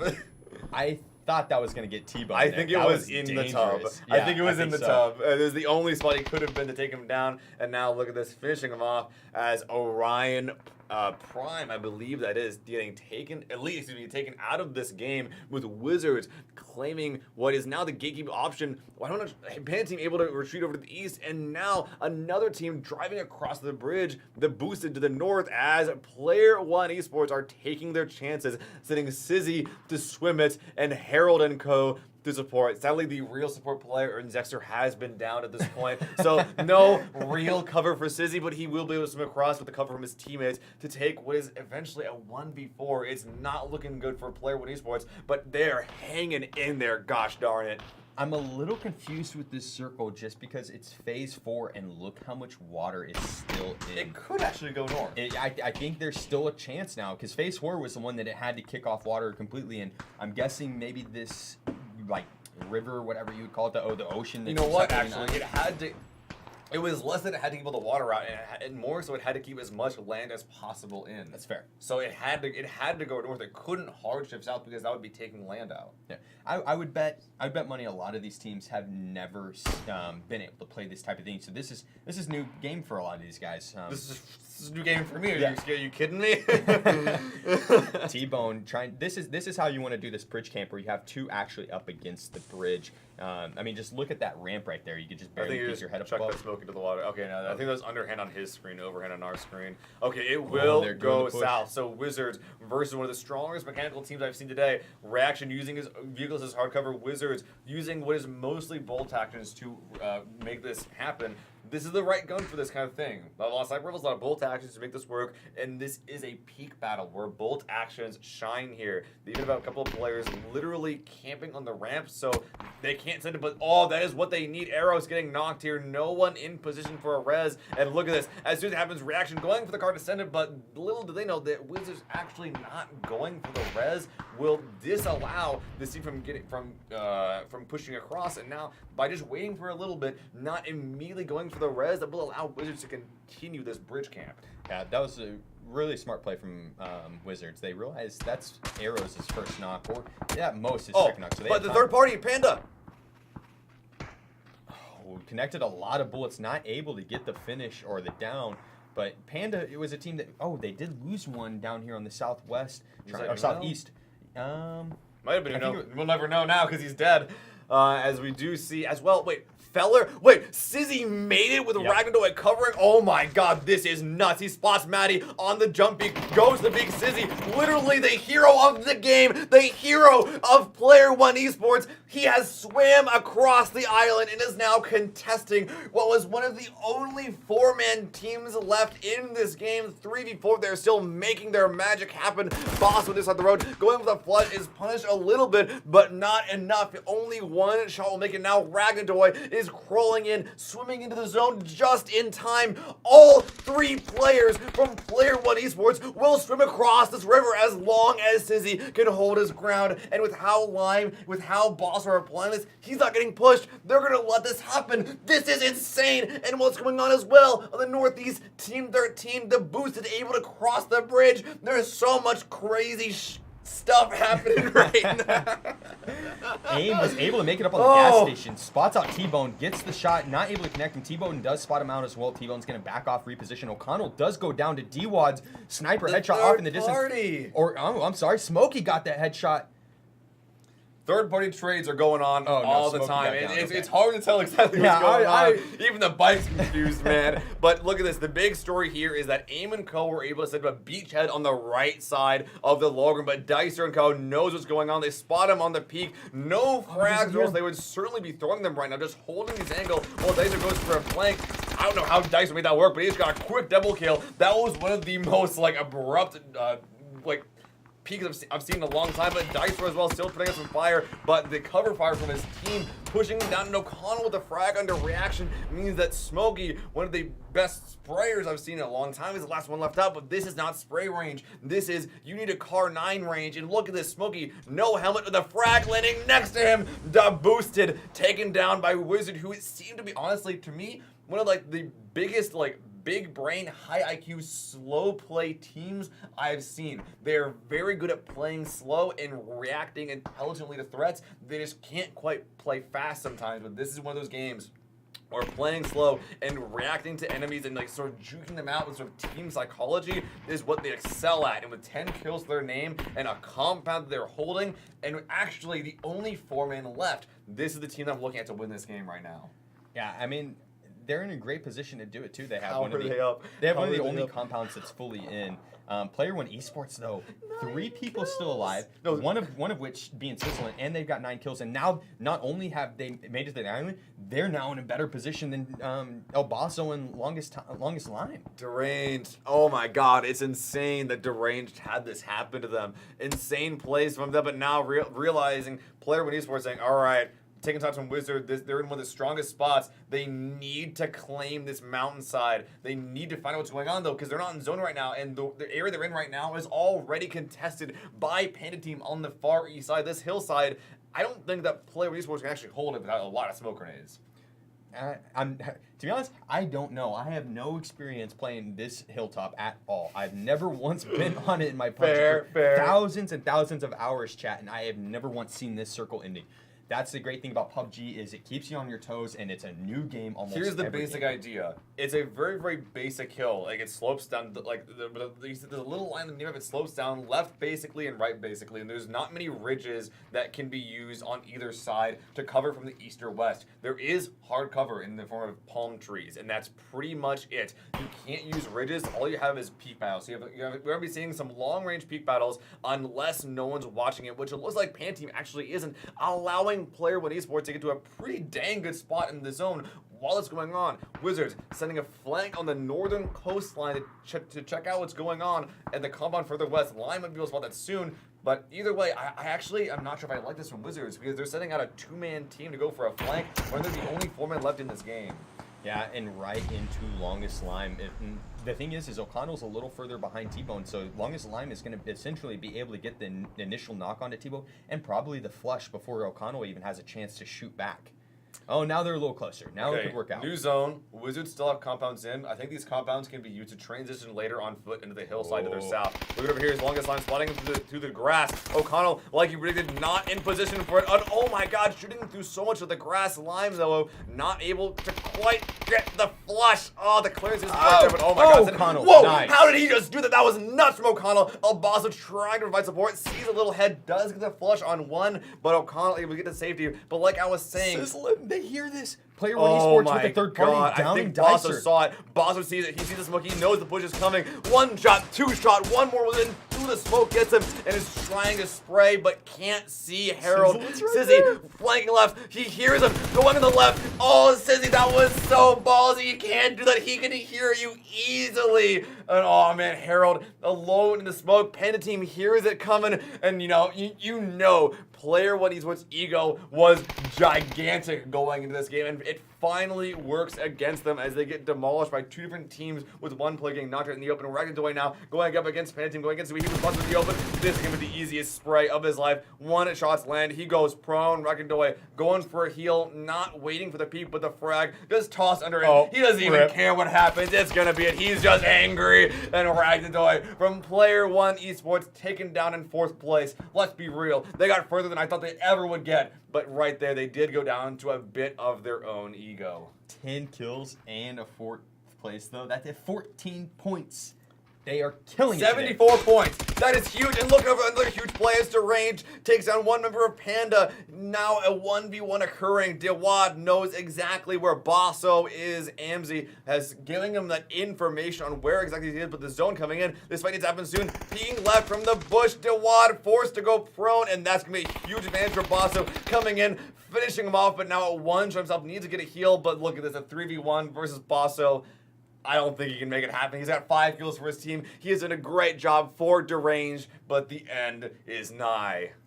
I mean, it looks like Wizards are a little closer on their push this time around. They don't want to get the down in the trade, or down without the trade. And so if they peek up over this hill as a unit, they've got it. If Basso is able to get the knock in the finish. All right, Eros getting spotted by El Basso here, tries to go for the spray, but M4 at close range beats SLR every time. And the team we've been talking about all day, we knew they could do it. We didn't think this would be how they would do it, but they made it work. The Wizards with a bridge camp with a 12-kill win, finally showing us their stuff here in Game 4 of the SSL Week 5. We'll be seeing if they got enough points to get in the top 3. I don't know if they so, did. Yeah. I think they only had 2 points. They had 3 really bad games, unfortunately for them, but they did show us that they are capable of this in weeks 6 and 7, which I hope to see them back in playing with us because I want to see them in the finale. I think that if they get a little bit better, play a little faster, then they can have what it takes to compete in the finale. Yeah, I'm right there with you. 3 very unfortunate games, but it seemed like at each game it got a little bit better and a little bit better and a little bit better until finally they were able to secure themselves a win. And we saw some clear strengths and clear weaknesses. Like that play, saying the flank round north, like I don't even know why they did that.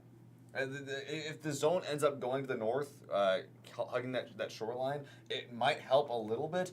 But I think in phase A, it keeps all the water out. So there's almost no chance that's even going to be a spot of tactical significance. I feel like if you're Wizards, you need to look at the hill and be like, this is the place to be. That being said, they didn't end up getting punished for it. But if there was another 3-man alive or a 4-man alive, they absolutely would have been. Yeah, I completely agree. And a team on the exact opposite spectrum of Wizards, PlayerUnknown's esports. They got worse. They got worse as the day went on, which is funny because they took a first 13 kills, a first with 12 kills, a second with like 9 or 10 kills, and then a fourth place with 10 I don't kills, even want to call it worse. I don't want to call it worse because you gotta call it what it is though. No, they maybe with the stats. Okay, Game 4, I did not think they would make it in that far. There's no way they made it that far. Yeah. They swam across the river. That's true. They had 2 players suppressing a 4-man team and for 2 minutes. Or however long it took for Caesar to cross that river, he made it, killed another person, and actually made Deranged literally run for the hills. Yep. Okay? 2 players made a 4-man and a prio run away. And then Sizzy made it there, made a beachhead for his team, and then they died to their own ego by just running at someone with a slow peek around when they had no cover. But it was nuts, all right? Like, the play, up until they got to the island, they were playing like madmen. Up until they got to the island, they were playing as a unit, which was nice because although Sizzlin had to solo swim across, he had 2 people watching him. And then as soon as he made it across, they sent one more, and they had one watch him while the second person swam, and Sizzlin covered it. And then once that person got a little closer, the third person finally came in. But either way, they played as a unit. And then once they got to the island, it turned into solo plays. Harold got the knock. He went for the push, got taken out from the SKS or and a team from behind. Yeah, and then Sizzlin tried to get a little hungry and wrap up around the corner on the rock, which again, we're just nitpicking at the plays because, I mean, realistically at the end of the day, they could have taken a dead last, and I'd assume... But they could have taken it first. But they could have. Every kill that happened to them was preventable in a clear-cut way. With us having observer cam, obviously, but there was some stuff that happened. Like, I don't need the observer cam to see that what Sizzy did at the end. That was dumb. Yeah, and honestly, towards the end there, they had 3 up, and the circle kept kind of shifting in their favor to where they would have had the most dominant position had they stayed alive. It would have ended up being a 3v3 versus Wizards and them, as long as the solos didn't intervene. But overall, great plays from them. Some great plays just from a lot of teams today, which kind of surprising. The Bonzo team came in strong. Game 3, just tearing it up. Marsalek and friends. Game 4 as well. Dropping Picado, coming out with, I think it was 7 or 8 kills. 9. No, wait, no, I think it was 7. You're right. Okay. No, it was 9. It was 9. It was absolutely 9. Yeah, I think it was. Either way, 9 kills on a Picado hot drop, keeping all of your members alive. Not only that, but they secured Boxing Ring and Casino, the 2 best loot locations, as well as line of sights, in my opinion.